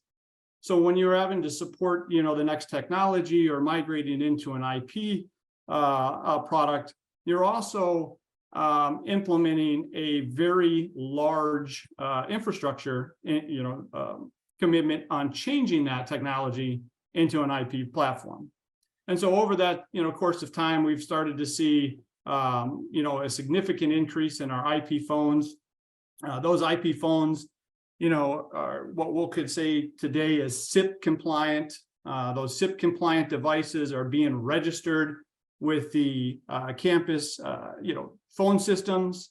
A lot of times we, hear our phone systems to be a provider of Cisco or Avaya, Mitel. And that's that, more of that direct integration, right? Or working directly with like a Cisco call manager, having the ability for our network admins to support those IP phones. They know when those phones have, connectivity issues. They can set things up with like what we'll call hunt groups for those call activations to route to certain places, whether that's public safety, campus police, or even in some instances, that 911 response cannot be answered from a higher education facility. That has to go outside to a police department that then gets routed back to that campus environment for that activation. The other side of the communication is we certainly see cellular as an aspect of that, or what we'll say is cellular routers. Depending on challenges as we may relate to new infrastructure where they're wanting to deploy these new types of emergency devices, but don't necessarily want to put in the network connectivity to get there. So they're utilizing cellular connectivity to get back to the network, utilizing some sort of VPN connection, encrypted, so that they have that cybersecurity in mind as well from that perspective. And then lastly, I'll just mention, a little bit about the, public address. I think public address is a massive point and a huge, component to emergency communications. So we talked about, the app alerts and the other things, IP overhead speakers or paging systems, fire alarm, voice evac, that works inside of the building, right? And it allows our visitors and students and staff to know, but we don't necessarily have a great way of, providing that message to the general public or to our students walking in between classes. And these emergency towers, addressed with a public address solution, provide that means of communication for an assailant. It can be as simple as a weather event we've got inclement weather that's coming in there. We want students to seek shelter in a specific location. And those are simultaneous, meaning that it's leveraging a mass notification platform to multicast that information out at the same time and the same way at all of those locations, so that everybody is aware of the notification. Sounds good. And piggybacking on that mass communication, Sean, can you give us some insight on coordinating with emergency responders? Yeah, I think we saw recently with one of the universities dealing with an emergency, what the absolute importance of communication systems are. And the opportunity for P25 and interoperability is certainly present. I think what has happened is that there have been environmental changes. So for instance, in radio frequency, we had this refarming aspect where we reclaimed 900 megahertz. We moved that to public safety. Now we're doing digital trunking. And our old radios back in the day were just high powered radios, 4, 8 watt radios that just would punch through anything. And now under this, digital framework, we see, these signals are extremely fragile and they can't penetrate into the buildings. And so really, as we look at higher education or any environment for that case, we really need to ensure that we have communication, not only from individuals inside the building that are going to call via cellular, but also for officers responding or first responders that are going to be in the building for coordinating efforts, because some of these buildings do not propagate radio very well. So distributed antenna systems have come into play now because we recognize, hey, we just, we changed the environment. This is the radio environment that we're in now, and we can't penetrate buildings that we used to be able to.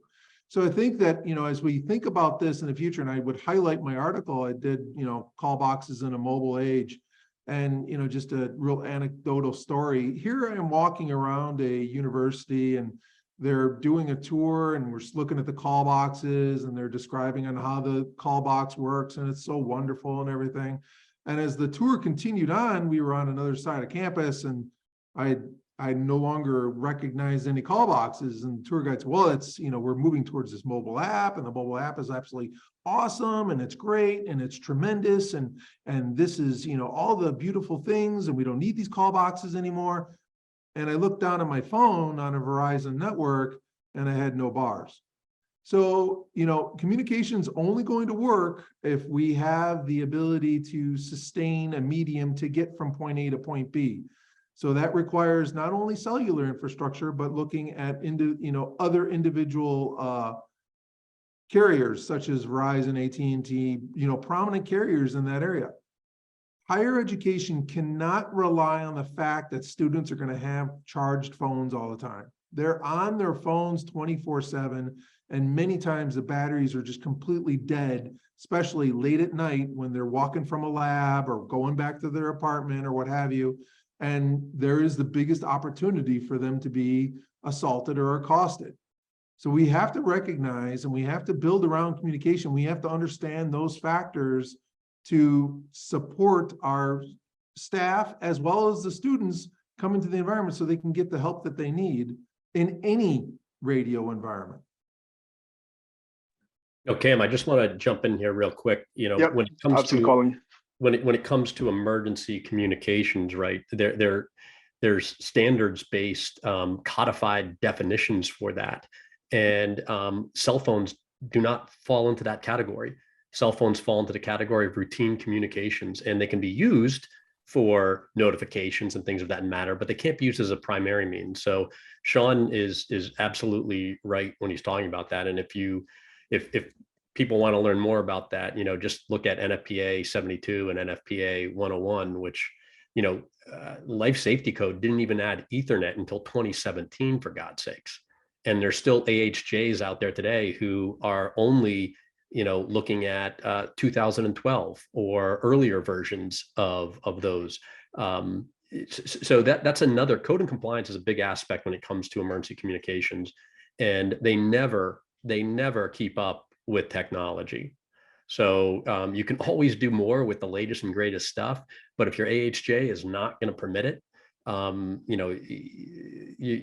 you really got to look into that, I guess. Is I just want to make sure that that's out there as well. It looks like Sean's going to jump in on this too.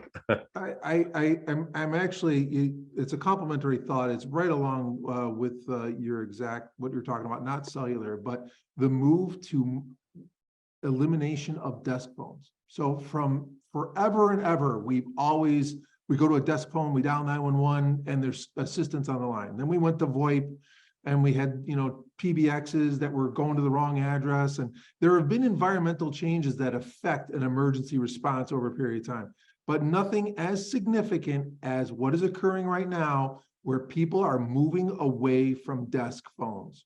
Your home phone, no longer. People are getting rid of their home phones or using cellular phones. But in an office or a school environment, there are going to be less and less desk phones. So we need to establish other means to facilitate a communication in the event they don't have their cell phone, like in an armed assailant event, right? In an armed assailant event, they leave their office or they're in the restroom, they hear some popping sounds or some screaming, they're running away, they don't necessarily have their phone, but they still need to communicate what is going on to someone. So we need to facilitate an opportunity. Is that going to be call boxes? Is that going to be are we going to put phones in some strategic places so people can use the traditional 911? Or are you going to run over to your computer, boot up the laptop, jump on, log in, jump into your thing, open up your mobile, or not your mobile, but your virtual keypad and dial 911? So training. How do people train? What is a strategy for training for those scenarios to bypass those new methods of communication today? There is absolutely no better training or opportunity to improve on your program than conducting tabletop and live action exercises. Absolutely. And when you do those exercises, you want to make sure you've got scribes that can basically identify what's going on at particular areas. It could be administration. Administration's got to deal with the crisis. We want to scribe there. We want to scribe with the person in the control center. We want to scribe with people in the field. We want to be able to document and do an after action report to really understand where are our gaps? Where do we need to shore things up? Items such as I just suggested. How do we dial 911? What do we do if we need to have communication with other responding agencies? Does P25 even work? Does our interoperable radio system actually work? And we're finding in some instances, it doesn't. I've had a number of clients that have worked with an interoperable system, not going to mention any names, but it doesn't work. It says on paper it works, but when it comes down to an actual emergency, they're recognizing challenges. So there is no better way to really facilitate your training, to get in front of the gaps, than to actually test the program and start it off in stages. Maybe you work your way up in some mock events, move it up to a tabletop to a live action, involve other participants so you can understand how they would respond and really shore your program up. Let's learn, let's make the mistakes so we can learn from them, so we don't make it when it really matters. Just like fire drills. Yeah, I want to add a little bit to that as well, Cam. Sure. One of the gaps that I consistently see happening in these tabletop exercises or live action drills is the idea that they're not including their technology in those drills. And we see it time and time again where an emergency happens and you can't find anyone who understands how to work the video surveillance system or lock down the school from access control perspective. If you're not incorporating technology, this technology you've spent a lot of money on, if you're not incorporating that into your exercises, you're not going to use it on your worst day. The day that something happens, you're not going to have the people there that know what's going on. And the other aspect of it is to follow incident command structure.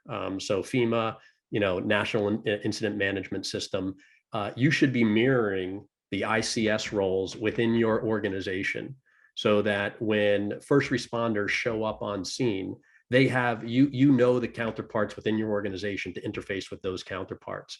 And you need backups for those people. And all of them need to know inside and out their roles and responsibilities when the worst day happens, so that you are leveraging and using your technology.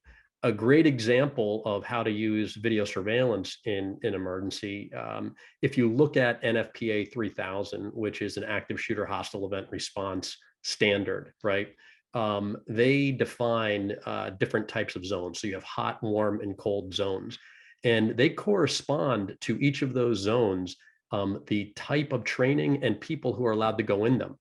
So for instance, a hot zone, if you're a first responder, like on the EMS side or fire, you're not allowed into a hot zone, period. That's only law enforcement.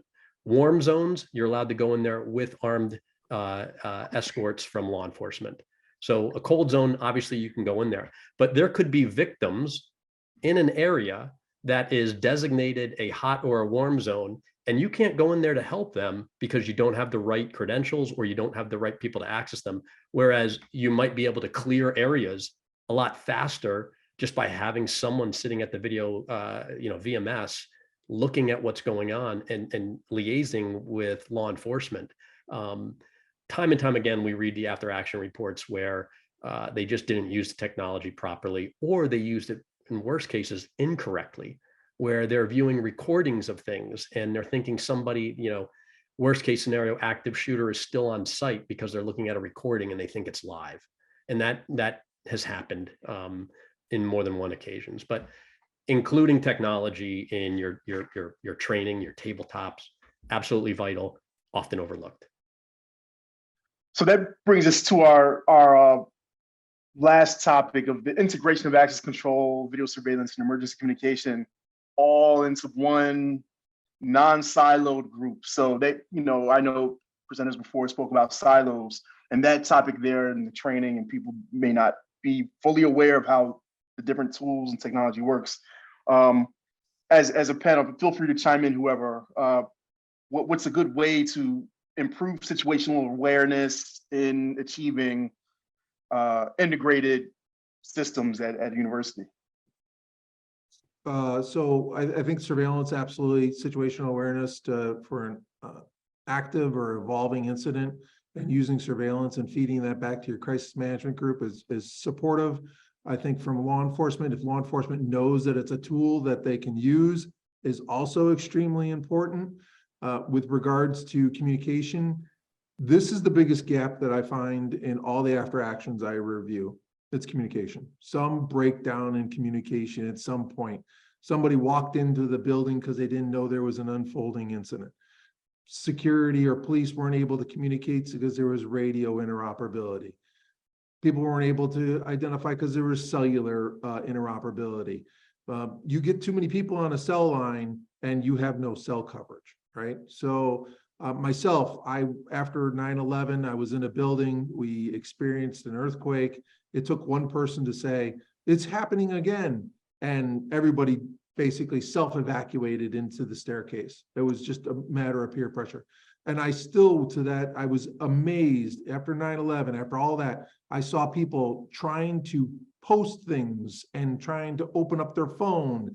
And rather than worry about the egress out to the street, which wasn't the right thing to do because of the self-evacuation, but they were still trying to use their cell phones, and no one could use their cell phones because the system was completely overloaded.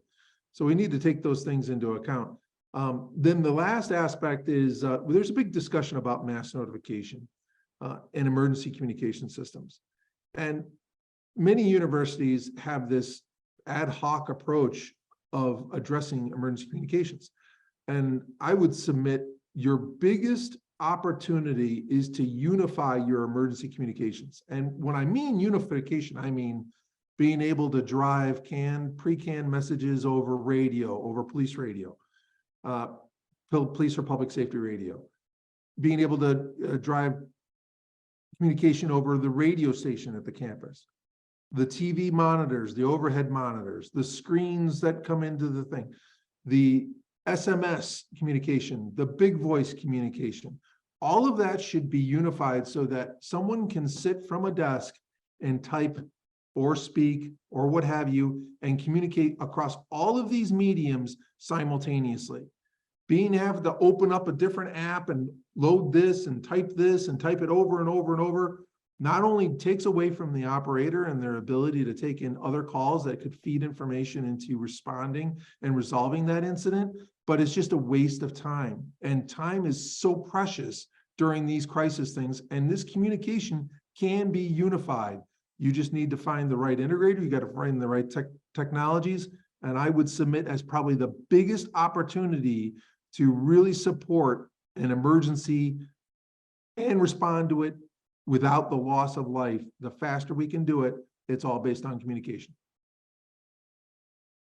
And just a quick add to that, Sean's point in that unified communication, you know, specifically in the industry that I serve from emergency standpoint, I would say that in the higher education space, they have these resources available. They're utilizing them today. They're utilizing the mass notification. They're utilizing emergencies. They're utilizing these high, you know, VMS platforms and access control, but they're using them potentially ineffectively, and they're not utilizing as a unified system to be able to provide that means of communication, as Sean mentioned, quickly and efficiently, as time matters. As a first responder, I know how information gets distorted as we go. We talked about radio frequencies and some of that other stuff that can't penetrate buildings with. I've seen it firsthand. I've witnessed it. You walk somewhere, you go in someplace and you lose all communications. But we have to look at that, you know, we have to look at those, you know, those guidelines. We have to train on that, as Sean mentioned earlier. We have to expect for some of these things that are going to happen and be ready for those. And I think that all comes back to that unified approach. And I concur with my esteemed colleagues here on this one. Pick your partnerships. Work with companies that you trust and who know what they're doing. That's the way to get integration done right. Okay, thank you. I think we have time for a few questions for each of you. So let me, James, I know there's a question in the chat about privacy. Want to take that question? Are there any, there's a question, are any of the panelists familiar with campuses that are using facial recognition systems? And is there a concern with privacy for FERPA on an open campus? Most definitely. I can't name any universities off the top of my head who I know are using facial recognition or that I'd be permitted to talk about anyway. But it's a interesting and sticky topic right now, and there is absolutely privacy concerns around the use of facial recognition. I can tell you, tell the audience that at a federal and state level, you know, facial recognition bans and legislation are actually reversing trend.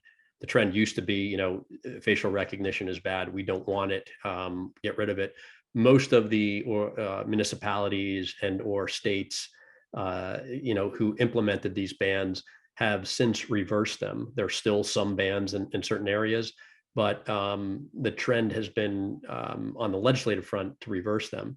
That said, there absolutely still is a very large privacy concern around that, and particularly in environments where, you know, you're sending off your children who are off on their own really for their first time. So there's a number of aspects around privacy at the campus and university level that don't necessarily apply to, you know, day-to-day public life. And I think it's a individual decision from a campus perspective. I'm not aware of any state or federal mandates that talk about limiting the use of facial recognition at the college level. But it certainly is something that I think over time we'll start to see more use of, particularly when we talked about the idea of communities bordering colleges and universities and how you don't necessarily always have a defined perimeter, Sean brought up a great example of using LPR. So they use that to figure out, okay, how did this person gain access to the campus? With roads going right through the middle of campuses sometimes and things, that's a prime example of how you can use a technology to help find people of interest who you need to find. Facial recognition could be a factor there as well, but it has to be done in complete transparency, highly regulated from an ethics perspective. And I think at the campus level, you'll see that more so than you'll see anywhere else in our society. Guys, sorry, but I think we'll have to end there. I was very hesitant to cut off the conversation because so much great information and expertise, but we are running a few minutes long, so I'll have to jump in and thank you for your participation and taking the time to share all these great insights. Thank you. A pleasure. Thank you. Thanks, everyone. Pleasure to be here. Thank you. Have a great day. All right, so next up, we'll be looking at some hard data on security technology use by colleges and universities. Neil Jenkins is a principal consultant at Omdia. He supports custom research and consulting projects across this physical security, critical communications, safe cities, and smart building markets. Neil joined Omdia, then known as IMS Research, in 2007 and has published reports on video surveillance equipment, physical security services, smart home, and embedded vision. He was also responsible for the physical security team's end user research portfolio and has delivered custom research and consultancy ranging from key market analysis to M&A due diligence. And I'll add that Neil has written multiple great reports for us here at SIA, working on another one now, in fact, and is here to talk a little bit about one that he did for us recently on the higher education market. So Neil, always great to see you, and thanks for joining us. Thanks, Ron. Let me just see if I can share my screen. Hopefully this works. Is that sharing? Yes. Okay, great. Thanks, Ron. I appreciate the introduction. And good afternoon to everybody. So as Ron said, my name is Neil Jenkins. I'm a consultant at Omdia. I cover, broadly speaking, the physical security and building technology research areas. So lots of relevant content for today. And I'm going to present some data and insight on the higher education market from a paper that we collaborated with SIA on a little while back. It's one of many. We've released a number of vertical reports, and I believe they're available to SIA members on the webpage. I can point you towards that if you're interested in getting access to some of the data. So just a very quick introduction to Omdia. So Omdia is part of Informa Tech, which is part of Informa. Informa is a UK-based publicly traded company, primarily focused on events. Informa Tech is the technology-focused division, and Omdia is the research brand. We cover everything from consumer electronics and semiconductors through to service provider, physical security and building tech, as I mentioned, manufacturing technology. So we have a wide kind of perspective on the technology industry and the impacts of the technology industry. So that's really our focus. And again, we're involved in things like events and media and training, and then in core research and consultancy. A relatively new brand. I think Ron mentioned in the introduction, IHS Markit, that was the previous organization that I was involved with. Omdia is essentially a collaboration of a number of different acquisitions. But I guess the key point is that is the research brand. So in terms of data, Omdia does a lot of market sizing and forecasting and competitive analysis. The data point on the slide here is actually from one of our combination reports called the Total Security Report. And what it does is it brings together research from lots of different analysts that cover the physical security space. So you can see down the right-hand side some of the markets that are included in this data point. So video surveillance equipment, we're looking at cameras and recorders, software. Access control, looking at the control panels and the readers and the credentials. On the intruder alarm side, looking at panels and sensors. Entrance control, both from the vehicle perspective and the pedestrian perspective. Those are the larger market segments covered in this data point. But it also includes consumer video, which is video cameras that are sold through consumer means, typically DIY installed, sold through the retail channel. Mobile video surveillance, so cameras that might be on police cars, that might be on mass transit, might be on school buses. Body-worn cameras and the associated digital evidence management systems, and then finally the automatic number plate recognition cameras. So there's a lot of different markets included in this data point. For full transparency, this is focused on the Americas market, not the US market, and that differs from some of the data that I'll present in the following slides. The key point I wanted to make was across all of these different segments, the education market is a significant revenue generator. It accounted for 7% of that total physical security and entrance control equipment market. So it's an important segment of the overall physical security space. Moving on to some more specific data on the education space. So the chart here actually presents 3 of those equipment markets that I mentioned. So it only looks at video surveillance, access control, and intruder equipment. It is for the US market, as opposed to the Americas on the previous slide. So this is for the US market only, and it is for the education vertical only. And our estimate is that the market was worth around about $1 billion in 2022 for all those 3 different equipment segments. And furthermore, our education, our higher education estimate was for around 43% of that total number.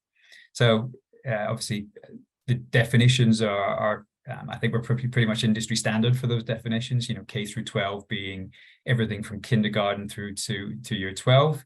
Higher education being universities and colleges, and both public and private. But the fundamental point again to make is that higher education is an important segment of that education total spend. I think there are over 6,000 institutions that provide secondary education in the US. So it's an important segment of education, which is an important segment of the overall physical security space in terms of revenues. At this point, it's also probably helpful for me to talk a little bit around how we build markets up. So Omdia uses an approach which we refer to as bottoms up. But what that really means is that our analysts covering all of these different equipment service markets try and identify every single company that is active in a market. And then we try and have interviews, discussions, collect questionnaires from all of those different companies and build the market up by making an estimate for each and every one of those. Obviously, some of them will be estimates. We have to obviously take into account that there are sometimes quite long tails in certain markets of relatively small vendors. But fundamentally, what we're trying to do is build a market up by making an estimate for each of the equipment vendors and software vendors that sell into a particular segment. We then further segment those estimates into regions, into product types to drive our data points. And it's similar here from verticals. So that is the basis of how the analysis is built, if you like. We will typically test that with a tops-down approach to sense check it, but fundamentally the data is built by speaking with the vendors, speaking with the software providers, and making estimates for each of their individual revenues within those different product categories. There's a couple of benefits of that. One, you can justify and understand, gaps between the tops down and the bottoms up, and you can understand why that might have happened. The other benefit is that you can actually do some very interesting competitive work. So you may have seen from Omdia market share estimates of leading video surveillance vendors, for example, or access control vendors. So that methodology does generate that type of output. So jumping to the second data point, specifically on the higher education market, as I was mentioning, the different analyst teams building up these data points, one of the benefits of doing that is that you do actually have product level revenue estimates.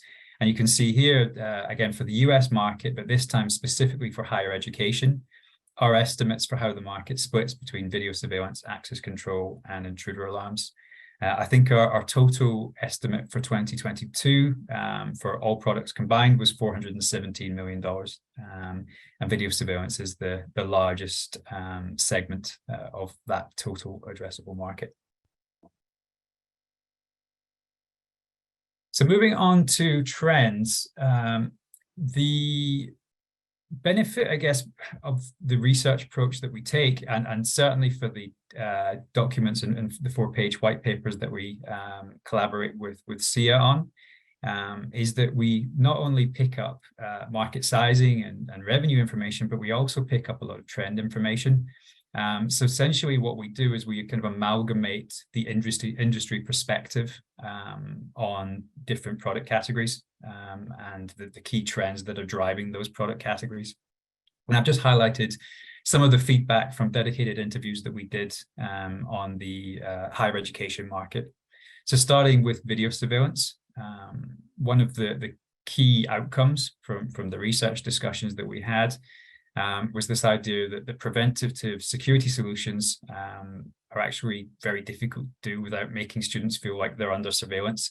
Obviously, students spend a lot of money, time in campuses, and they don't want to feel like they're constantly under surveillance, but they want to feel like they're safe. So there is a sort of a challenge there between ensuring safety and you know, the campus is a safe environment for the students, but also making sure that they are not feeling like they're being constantly watched. So some trends around that, security cameras that provide an expanded field of view, so things like dual and multi-sensor cameras are increasing in sort of acceptance and gaining market share in the higher education space, because they can basically do that. They can provide that surveillance, but without really kind of encroaching on the students' perception of being surveyed. Another product category that was mentioned regularly was vandal-resistant cameras. Obviously, campuses are pretty big areas. There are quiet areas and there are sort of more populated areas. So having products, cameras that can actually have some robustness to them was another important consideration from the discussions that we had. In terms of the video analytics market, interesting given the previous discussion, the algorithms that were most mentioned to us were things like loitering and virtual tracking and tripwire. Those were the algorithms that were predicted to increase in popularity. We didn't actually hear too much around facial recognition in the research discussions that we had. So that was perhaps something from the previous discussion that would be interesting. Moving on to the access control space. The key point made repeatedly was that the higher education space really is an enterprise level access control solution. It has to manage thousands of students, you know, some cases 60,000, 70,000 in the very large college campuses, and obviously hundreds of staff and significant numbers of visitors that may be on site for very short periods of time as well. So that requires a very enterprise level access control system to kind of manage and keep track of all the different people on site. Another important trend that was mentioned and has been tracked by our access control analyst is the move towards mobile credentials. So mobile credentials is the use of smartphones instead of a kind of traditional badge or ID credential. And the higher education market is actually one of the few verticals where our analyst team actually forecast that mobile credentials will actually replace badges and ID cards in the long run. And there's a couple of reasons why our analyst team feel that way. So firstly, there are such a large number of credentials in the college space, especially certainly in the larger colleges, that it makes sense to try and move to something that is lower cost, to use, you know, smartphones that students already have. Obviously, I think again, there was some challenges mentioned in terms of battery life and when those batteries might be kind of running out of juice, but that is certainly, in comparison to other verticals, there is a real opportunity there. Privacy was another one. The encrypted mobile credential offers more privacy potentially, and equally, you know, the loss of badges can be quite a costly challenge for an access control system to manage. So using smartphones, given the scale of some colleges, can actually be quite a positive approach there as well. Moving on to other security equipment, and again, I think tying in with some of the previous session, we heard quite a bit when we did our discussions around audio systems that can provide direction in the event of an emergency. So solutions that will tell students where to go, where not to go. I think there's also some opportunity for mass notification and video screens as well to do the same, perhaps with maps, perhaps with arrows. But fundamentally to be a bit more smart in terms of the response to alert and to sort of funnel people in a more organized and safer way. Related to that, some of the discussions that we had, that the interviewees were talking quite a bit around these new tracking apps that are on phones, which can be used to manage students and staff in the event of an alert. I think there's also potential to integrate that into the police response as well. So those seem to be emerging technologies that could be used in an alert. So another kind of smart way to sort of funnel people in the right direction and away from the danger. And then I guess less commonly mentioned or less commonly deployed from the discussions we had, but duress solutions are being used in very sort of specific cases. So it could be like a college president, it could be counselors that are working with at-risk students, but some sort of mobile duress or duress solution that allows these people to actually create an alert quickly, not using obviously more traditional means like phones and other sensors. That is another security equipment solution that was referenced to us. So we talked a little bit around the technologies and how that's playing from a product category. Another thing that, or another topic that we focus on when we look at these vertical markets is the broader market drivers and market barriers. And again, summarizing the feedback and opinions of the interviewees and coming from the vendor and systems integration community that we speak with to build these reports. So looking firstly at market drivers, the first one that was identified during our discussions was around physical security as a consideration for students. So students obviously pay a lot to attend a college. It's a big investment in time. They're increasingly making decisions based on the safety of campuses. Obviously, campuses are large areas with lots of people on them. There are threats, whether that's assault, sexual assault, criminal mischief, graffiti, vandalism. There are a lot of different threats. Having a safe campus is increasingly a consideration for students as they make that decision in terms of which college to attend. So that was one topic that was mentioned as a market driver. If you can have a safer campus, if you can provide a solution that makes the campus safer, that can be a positive for the, I guess, getting students to actually choose your college. Another that was mentioned was around access control integration. So a common thread in the discussions was that higher education campuses are essentially mini cities. They have retail, they have dorm rooms, they have education facilities, they have stadiums, they have transportation. And there's a potential to pull together the access control system, the credential for that, to support all of those different applications across a campus. So the same card that provides you access to your dorm, provides access to the education facility, allows you to pay for a meal, allows you to purchase a book, maybe provides access to the sports stadium.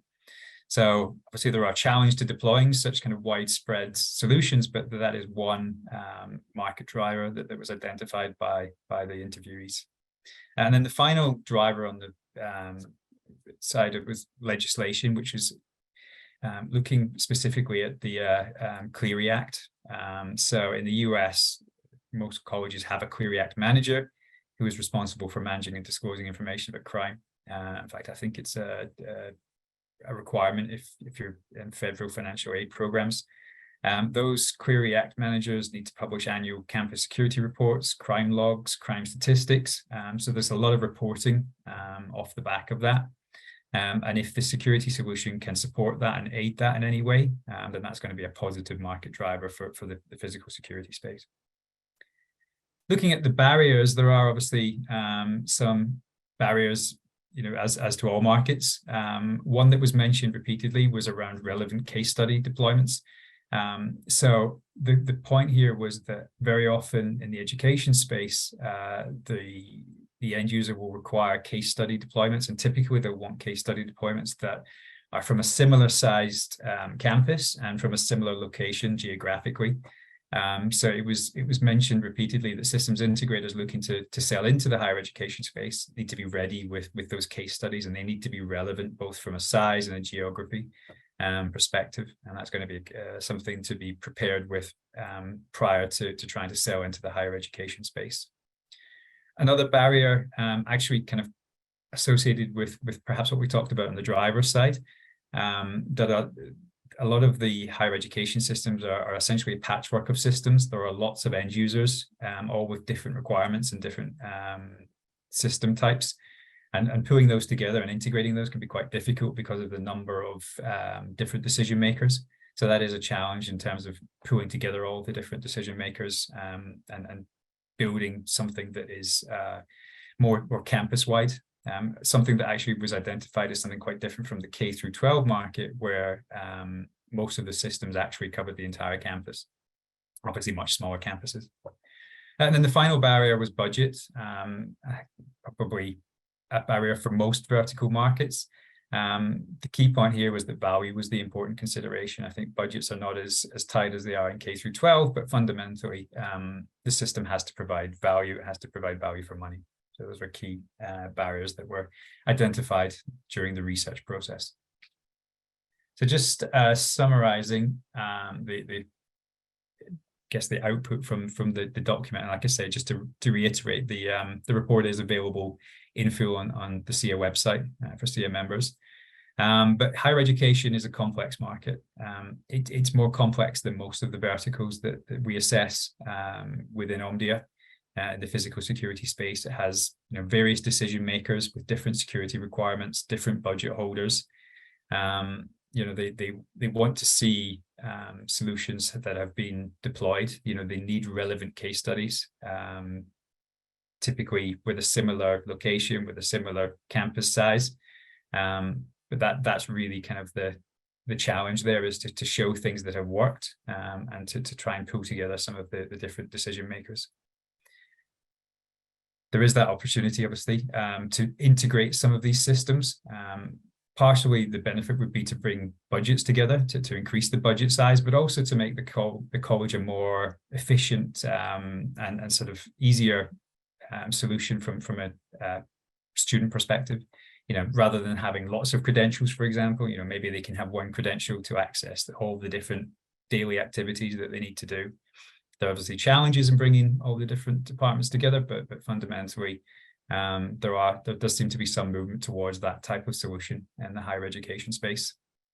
And then finally, from a technology perspective, again, Omdia tracks lots of different vertical markets. Higher education is, I would say, more accepting of technology than most verticals.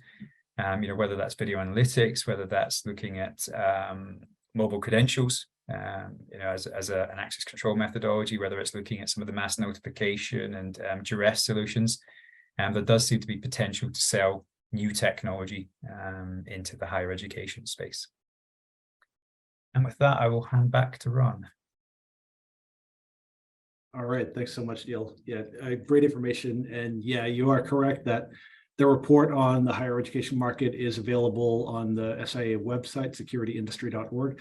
If anybody does have any difficulty finding it, just email me. I'll be happy to help you out with that. Send you a copy. That's rhawkins@securityindustry.org, RHAWKINS at securityindustry.org. It's a really great resource and one of many that Omdia has done for us on various vertical markets. All right, I think we're ready for our next panel. And we'll be looking at an innovative access control case study at the University of Massachusetts, Boston. So we have three panelists with us: Janet Fenner from Sentry Enterprises, Jen Maitino from UMass Boston, and Christopher Colon, also from UMass Boston. So I'll just ask each of you to introduce yourselves. Janet, I guess we can start with you. Sure, Janet Fenner, Century Enterprises. I'm Chief Marketing Officer. Glad to be here, and thanks so much, Ron. All right, thank you. And Jen? Hi, folks. Jen Maitino, Associate Dean and Director of Housing and Residential Life at UMass Boston. Thank you very much. And Chris, are you able to turn on your video? I try, but it says that the host has stopped it. Oh, no. Hold on a second.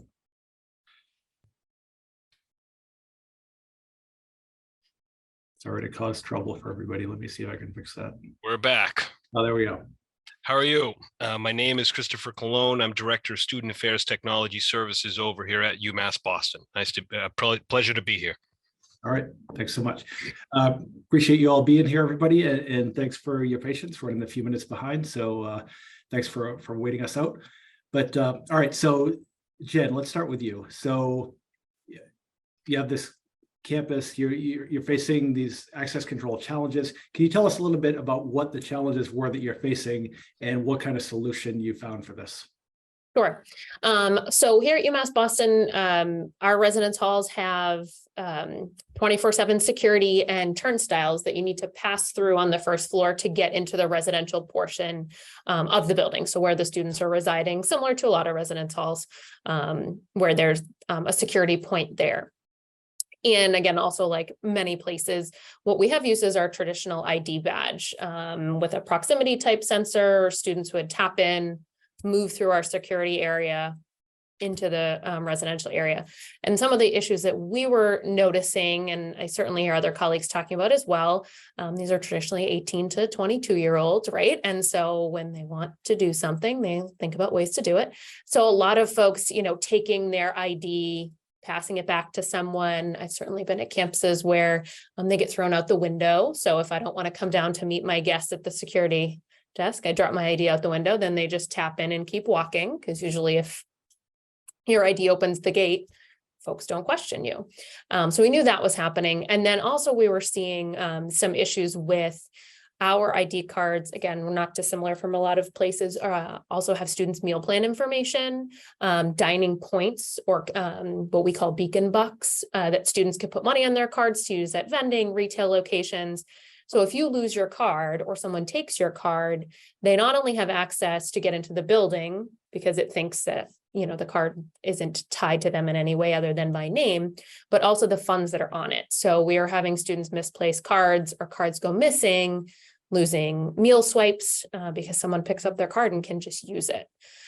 So I think those were some of the larger things we were looking at, particularly in the residence halls, is how do we enhance security so we truly know it is you that is going through the gate, without having an individual person have to stop every person and ask them to see their ID, all those other things, right? I think we recognize that in a large community, that's just not a practical solution. Folks are coming and going. And so in speaking with Chris and our student affairs technology team, it was sort of like, how do we find something that can mitigate some of these challenges? How do we know for sure if that Jen Maitino is Jen Maitino, or her card is attached to her? And so Chris and his team were able to really come up with a cool solution based on what they were looking at and working with Sentry on some technology that helps, again, attach that card. So my card doesn't just say my name on it. I'm the one who has to be holding it to use it. I can't give it to all my friends to let them all come in, again, which is compromising the security of the entire community. Or if I lose it, right, anyone can pick it up off the floor and get access to 1,100 of our students and their spaces. So again, went to Chris and his team, and he sort of took it from there.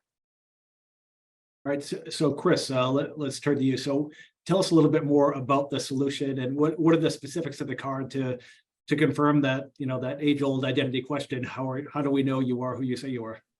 Well, to Jen's point, we wanted to find a solution for her passback issue, but we wanted to also find a solution that was in line with what we were presently doing. We've had previous conversations about facial recognition. Us right here at UMass Boston, I didn't feel that we could roll that out in a few months, a few weeks. Not going to happen. I think we found a solution that was in line with what our present construct. The Sentry biometric card is a just like similar to what we have now, which is what we have now is a beacon card. It's an I-class card, but the Sentry biometric is EV2, I believe. And as such, it sort of falls in line with what we're presently doing, where we give the student an ID card. It's registered in Linnell in our access control system. It follows that same similar construct. And the reason why I think it was a great find, a great solution, was because it definitely did. I think it will, because it's a future implementation, but I feel that the Sentry card will mitigate passback. I think other solutions that were possibly on the table didn't do it as well as the Sentry card, because once you register your fingerprint, which is the biometric that goes on the card, that card is tied to you. It cannot be replicated. It cannot be shared. Knowing that we have, like Jen said, the meal plan on the card, we have access to facilities on the card. We also have parking passes on the card. Knowing that there's so much value to this card, we wanted to find a way to properly or better secure the students' information. The beauty also about the card is that their biometric is only stored on the card. It's not in a database. It's not anywhere. It's only stored on the card. So the student's identity remains private, while I think solving the solution, providing the solution of anti-passback at the residence hall. Knowing that a facility like the residence hall is such a, on campus, is such a sensitive facility. I also was able to, with my predecessor, sort of, and also Janet and her team, they've been fantastic. We've been able to sort of find a streamlined process to integrating in other areas, such as health services, the research facilities, and IT rooms. So there's not only a present solution for the residence halls, but also for campus as a whole. So that's why I felt the fact that we already have a beacon card, we're just sort of following that same construct while providing more security now for the student, and hopefully in the future for the campus as a whole. Ron, I'm going to just, I know you're muted, just really quick while you get your Yeah, volume. I'm please. going to show the Sentry card real quick so everybody can just take a look at what this card is. It's super thin. It's just like a regular card. And here is where the sensor is, where the student or the community member actually puts their fingerprint on to verify that it's them. It takes less than a half a second for the system to go ahead and read that it is a person in within the Linnell system. They are, and it was agnostic to the readers that they had on campus. They didn't have to replace anything except for replacing the card. And what they were spending already on cards was the same value that they were looking to do with Sentry. Yeah, so Janet, I wanted to ask you, and Jen and Chris also feel free to jump in. But we've heard a few people today mention mobile credentials.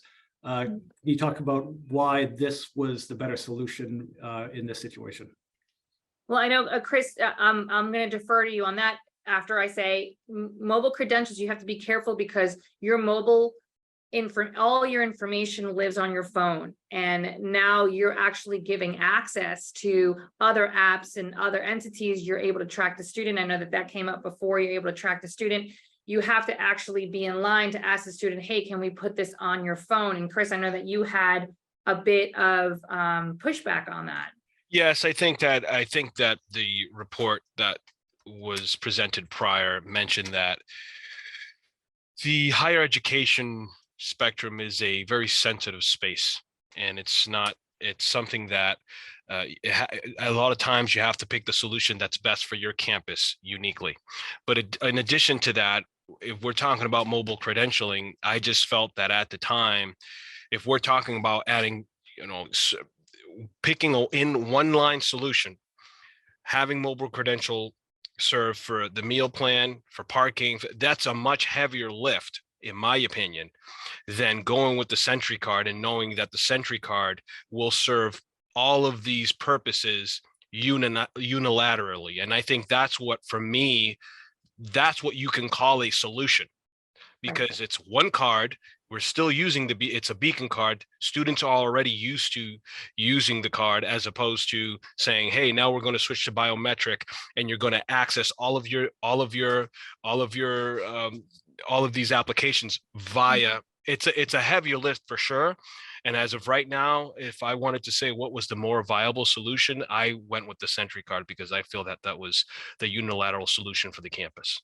And mobile credentials can still be shared. I mean, Jen spoke about, they were still taking their mobile phones, pitching them out the window for somebody to come in and show their QR code or their mobile credential. So it did not prevent the pass back.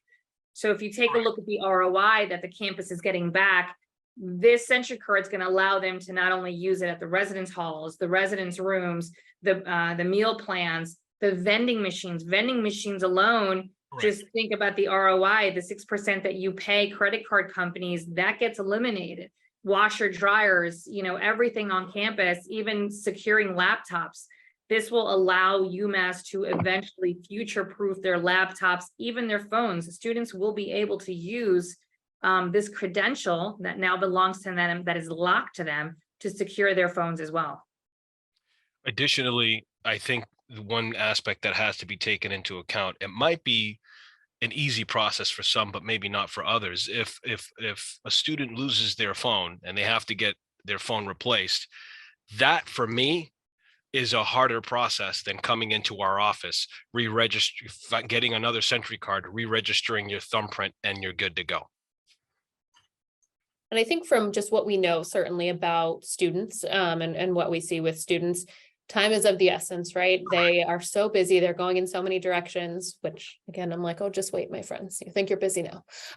You know, but to replace those things and to, again, program that credential, that card, we piloted it with our resident assistants on campus. So they are our student leaders in the residence halls. They are upperclassmen. They are often our harshest critics, right? And they were surprised when we said, okay, we're going to pilot this program. Come down to the office and we're going to program the card. And just the, you know, again, as Janet sort of described, you're touching your finger on that sensor area and they're like, that's it. That's it. And now you can throw it out in the middle of the street. Anyone can pick it up, but they can't use it. Right. And so I think there was some efficiency there, while again, still providing that level of security that phones, I feel like they're least likely to use because they're attached to them, but they still can share them and they still can lose them. Correct. Yeah, I know in a previous conversation, you talked about the state auditor looking at this program. Yes. Can you elaborate on that a bit? Sure. That's a good point, Ron. So I'm currently going through an audit. And as a result of this audit, they were very impressed with the Sentry card and its ability to further secure high priority areas such as the IT closets and research areas. So I think like I said, I think it's a physical device that can also be trackable, easily trackable. Who's going into these rooms? Even though you provide the biometric card, it's still tied, in my opinion, to an easier format where we can do our research in the back end. I can go into Linnell, run a report. It's still tied to the same sort of construct. And when you're talking about facial recognition and gaining access to all of these applications via facial recognition, not saying that it's not possible, but reporting and having clear and concise processes, I think that's a whole other sort of process within itself to find out what really works for the university. Whereas Sentry card just fell right in line with our processes, our procedures, and all we did was just sort of amplify the security on the card while, you know, meeting audit requirements. Yeah. Over time, obviously, security technology changes. How does this fit into potential future security solutions? I can answer, or should I? I can continue. You're doing great. No, well, I think it does. Again, as I said, I feel that it's when you're on a campus, I think there are security technologies that obviously are unilaterally used, but the application of the security technology is what also matters. Technology is only as good as its application. And so looking at our space, looking at our campus, knowing that additionally, I came from parking prior to being here, and knowing that there is also an issue with sharing parking passes. So having these ideas, I know that it is an easier path to further implement this across campus and use this as the card or the identification card of the future. And again, it's up to your scenario and whatever campus you're in. If you are ready to use mobile credentialing as the unilateral platform so for all your applications, sure. But for us, it just made sense to presently use or implement the Sentry card, knowing that its further application is easy. It's an easier process to do so on campus at UMass Boston. Not only on campus at UMass Boston, but I do believe that once we do this at UMass Boston, the other UMasses will be interested in. And the card will be fully deployed when? The card, we're looking to fully deploy the card in the residence halls fall 2024. And I think one thing that, certainly bears mentioning, sort of the elephant in the room, and especially if you talk to folks who are working in higher education, current budget situations, there's all sorts of technology. And like we talk about any sort of technology, I feel like the second it's issued, it's obsolete, right? And so the future applicability of this, while not causing us to have to rip out and replace all of our infrastructure, because if Chris and I were to go to our campus leadership and say, we're going to rip out and replace all our card readers, all our panels, all our parking things, they would laugh at us, right? In a really polite way, but we know that that's not feasible. And so I think that that's the other piece for us that made this a really good solution, is we're able to make it work with a lot of the infrastructure we have in place. Some of them we have minor modifications, but we're not talking about a heavy sort of physical plant lift. We're not talking about a heavy budget lift to make this work in the places that we need it. So again, I think, right, it's more fun to talk about all the cool things we can do and not talk about the budget attached, but that was a piece. And for me, as someone, who's working directly in student services, if this was a solution that then, a student loses their card and we're going to have to charge them $100 to replace it, that doesn't work. Our students just don't have access to that type of funds. And so knowing that we are able to manage our costs, keep our costs in a place where we're not then really overburdening our students, right? And we all know that good security does come at a cost and is important, but finding that balance of what's doable for our student body, and really what we're looking at the same type of replacement costs that we would have for the card we use now. Again, I think from the financial pieces all over, all the different users involved and stakeholders, that was the other piece I think that made a ton of sense for us. All right, great. And I just want to touch on one more issue before we wrap things up. In terms of privacy concerns, what sort of controls and protections do you have in place there? So it's from a access control standpoint, it's all the very same. So right now, only the access control administrators, which is myself and my assistant director in my office, have access to Linnell. And we're the ones that control and provision the access control system along with our vendor. Apart from that, no one has access to see any student data, any staff data that's housed in Linnell. And that for us is a very important aspect, knowing that we can keep that same construct, those same processes and procedures, where if Jen needs information about a student, they reach out to us. There's a formal process in asking for a report, an access report. That process stays in place. I'm not changing anything. All I'm doing is, again, replacing our beacon card with a Sentry card. They register their fingerprint. They do that once, and that's it. All processes and procedures stay the same, and the identity of students remains private. Yeah, and the card is FIDO2 Yes. compliant, meets GDPR, BIPA regulations. So for sure, it is definitely hardened, and it's made in USA completely. All right, great. I think we're running up against our time now. So I just want to thank you all for joining us. Chris, Jen, Janet, great case study, and best of luck with the rollout. Thanks. Great. Thanks so much, Thank Ron. you. Appreciate it. Thank you. Yeah. All right. So today we are fortunate to have not just one, but two excellent keynote speakers. And we'll be closing out this event with our second one. Lori Floor is the Safety and Security Director for the libraries at the University of California, San Diego, including the flagship Geisel Library, which is a federal repository that is open to the public and has nearly 3 million visitors a year. Lori trains and manages a 24/7 team of security officers who are first responders for medical emergencies, disturbances, and criminal activity. She has more than 20 years of experience in the federal, municipal, and collegiate law enforcement roles and has served in security roles for Hurricane Katrina, daily armored vehicle transport into Mexico for Sony Electronics, and federal repatriation flights to Central America for ICE. In addition, she was the lead protective agent for the eldest daughter of the King of Saudi Arabia when she was visiting the United States. So thank you, Lori, for joining us online when you could be outside in that beautiful San Diego weather. Yes, we always do have, what is it, sunny and 75 here? Exactly. And for those of you who haven't been lucky enough to visit, that is the Geisel Library you're seeing behind me. And if you go to the first slide, one of the things that you've heard today from all of the colleagues who've been so generous with their time is you have learned. Give me just 1 second to pull up your presentation. Is that security in higher education on any campus is really demanding.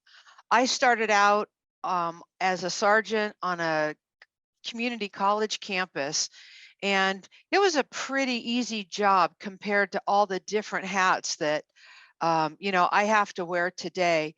Every single one of the challenges that our different speakers have presented today, from working with the campus police, fighting crime. You can go ahead and probably even, take us to the next slide already. We have school policies, labor laws, workplace violence, active shooters, medical and mental health emergencies, civil unrest, emergency preparedness, budget constraints. I've got a whole second page after this one. If you can read through, go ahead to the next slide as well.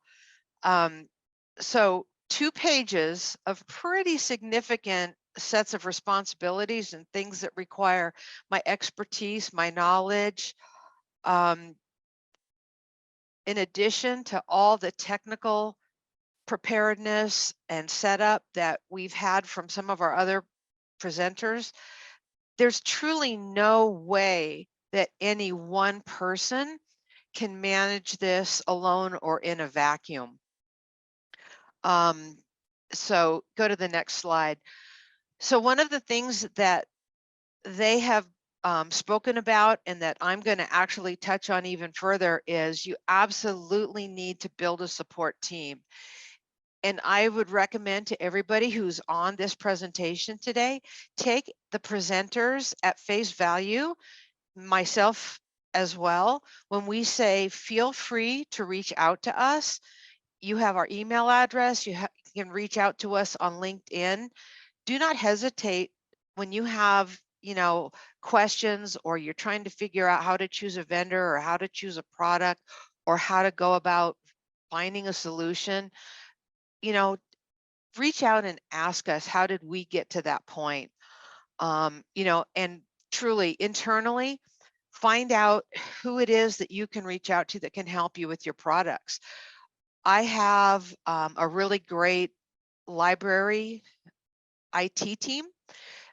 They helped me build a secure VLAN for my access control system. So I know that it doesn't go out to the internet, so I'm pretty safe from intrusion externally. I've got student interns that I actually use to supplement my security staff. I have a wonderful relationship with the campus police department, and we collaborate on all kinds of projects. I have external colleagues. Find out what kind of professional associations you have in the area. There's ASIS. There's a wonderful group called InfraGard, which is a public-private partnership with the FBI. They are always publishing threat alerts. They have trainings. Reach out to your vendors and your integrators. One of the favorite things for me is when SIA or ASIS have their conferences and trade shows. Take your vendors and your integrators with you and walk the trade show floors with them. Reach out to your government partners. I mean, look at the CISA presentation we had earlier and all the great resources that they have. You know, you truly have so many resources, and almost all of these won't cost you a dime. Next slide. Internally, try to figure out how much of your workload that you can delegate. If you're fortunate enough to have a team, you know, train up some of them for, you know, so that they have some individual expertise. Or if you are the team member and you're trying to advance your career, you know, find a way that you can become an expert, you know, be that access control expert. You heard somebody talking about their Linnell system. Hey, be that Linnell expert. I can't tell you how wonderful it is when one of my team members says, hey, I just completed a course on Excel spreadsheets. Now I've got somebody that I can delegate some of those tasks to. Another thing is, you know, I have a really great relationship with my facilities team. And a lot of times if I need to add some new card readers, they'll split the costs with me on some of the new door hardware that I need. So, you know, working internally can really save you a lot of money and stretch that budget. Next. Externally, a lot of those training materials, or if you need to do a tabletop exercise, those materials are absolutely free.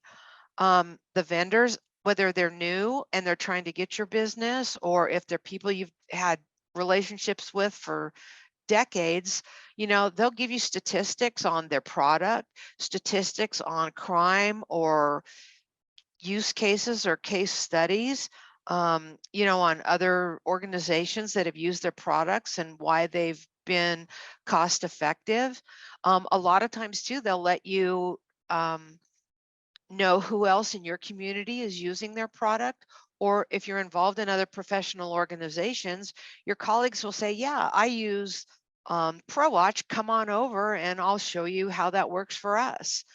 But, you know, I'm really a fan of getting out there, seeing products in use, you know, and see how they work before you actually spend your money. Next. And I'm going to share a pet peeve, and this is probably more to the vendors and integrators than it is for an end user. But when you're walking that trade show floor, I'll have somebody pull me into their booth and they want to sell me a ride-on lawnmower.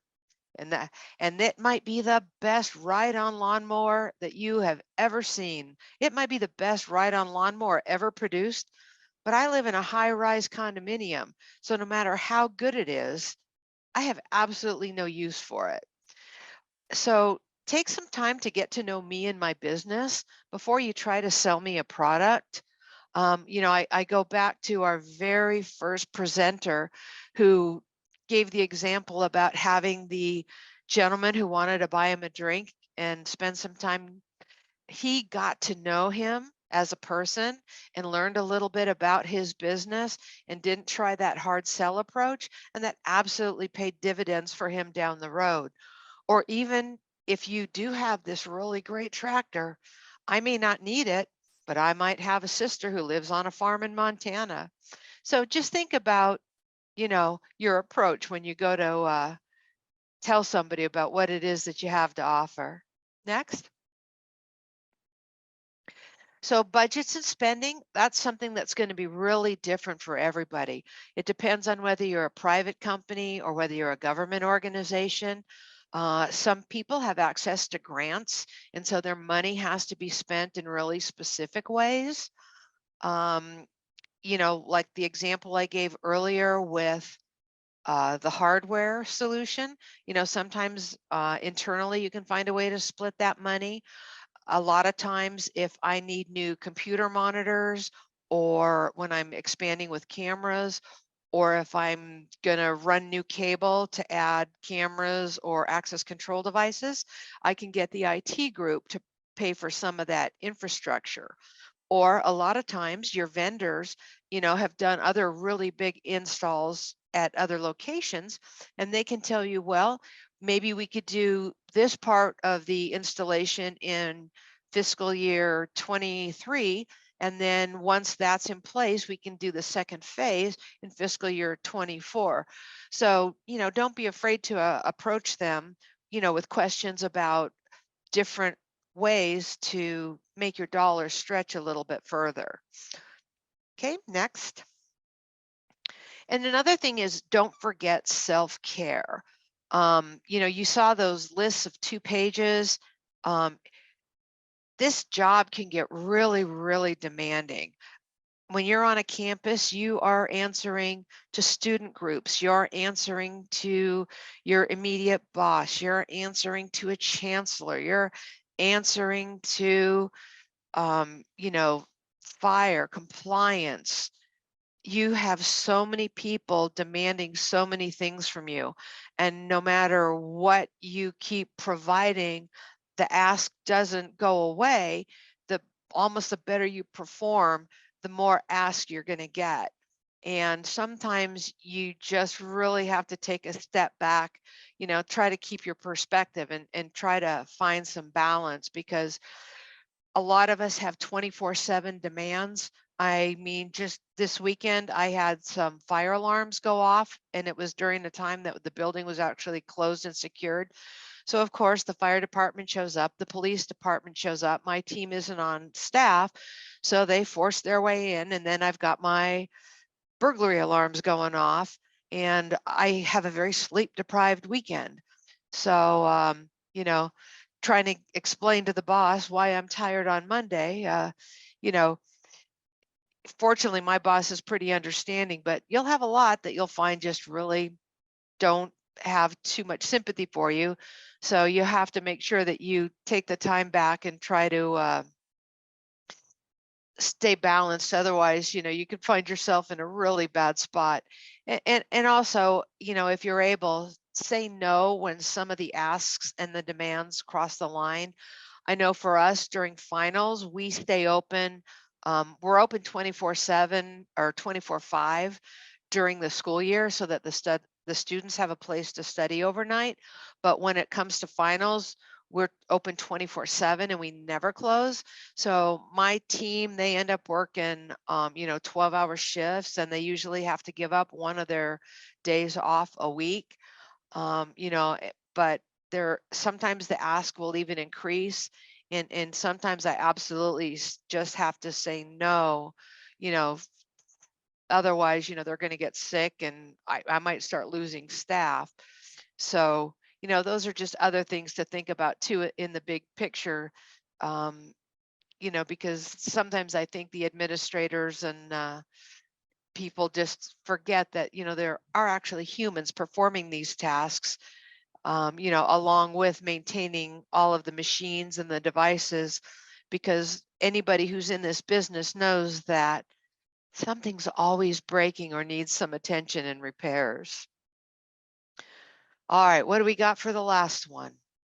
All right, so in addition to the nice Geisel Library, which is the icon that everybody likes to come and visit, I've got buildings down at the Scripps Institute of Oceanography. I have the Wong Avery Library, which is where the biomedical sciences and study area is, and then a huge library annex. And we have hundreds of millions of dollars of art and archives and original notes. So we're also a huge cultural property, and so we have protection of that as another big aspect to what we do. And then being a federal repository, we're open to the public. So we're also the last stop on the trolley line. So we have another big piece of our job, managing the public and everything that entails. But my contact information is there on the bottom. And, truly, like all of the others who are presenting today, do not hesitate to hook up with me on LinkedIn. Or if you have questions now or questions that come up later, anything related to managing a security team, collaborating with campus police, campus partners, implementing and integrating any of your access control systems, your intrusion alarm systems, truly don't hesitate to reach out. And thank you to SIA for putting this together and supporting the trade shows and educational events that they do throughout the year. All right, thanks so much, Lori. Great presentation. So we do have a couple of questions. One asking how many cameras you have on site and how you manage those. I have about 250 across all 4 of the buildings. I have a security operations center that is manned, and then an additional small center in each of the specific buildings. So they're actually watched. And then the police department also has access into my cameras so that if they're going to be responding to an incident, they can pull them up as well. Right. You mentioned campus police. Do you also work with SPPD? The San Diego Police Department? Excuse me, SDPD. Okay. The campus police are, they're real police. So I don't know how it works in other states, but they're real police, just like the San Diego police are real police. So it would be like, they're like a true city police, just like the San Diego police are a city police. So we do have mutual aid with them. So they're a state agency, like the Highway Patrol is a state agency. So if we were to have a critical incident, they're currently on site, and then the others would come for mutual aid if it was something really large. We probably handle about 75% of the incidents in-house. If something is a big crime or escalates to an arrest, we would absolutely call them in to cover or take over for us. Right. A quick housekeeping question here about the link to the recorded video. So it'll be posted within the next day or two, and we'll make it available to people who registered for the event. And if anybody does not receive that link, again, just reach out to me directly, rhawkins@securityindustry.org. So it looks like one more question at least, and that is, how did you choose your integrator? The last question. Well, I inherited a really shady one. So I really did like the software. So I went to the manufacturer, and then they recommended somebody who was licensed through them. And that's how they were chosen. Very good. All right. I think that about wraps things up. Do you have any closing comments before we go? No, just keep on getting educated, because everything changes so fast. It's hard to keep up. All right, good parting words. Thank you. Bye. All right, thank you. Yeah, thanks, Lori. Thank you to all of our speakers for such great insights and information. Thank you once again to our sponsors, Access Communications and Century Enterprises. Very much appreciate their support. And of course, thank you to all of our attendees for spending part of your day with us. We did cover a lot of ground, so remember that recording will be available on the website. If for any reason you can't find it by using the search function at securityindustry.org, just feel free to reach out to me, Ron Hawkins, rhawkins@securityindustry.org. So thank you very much, everyone. Have a great day.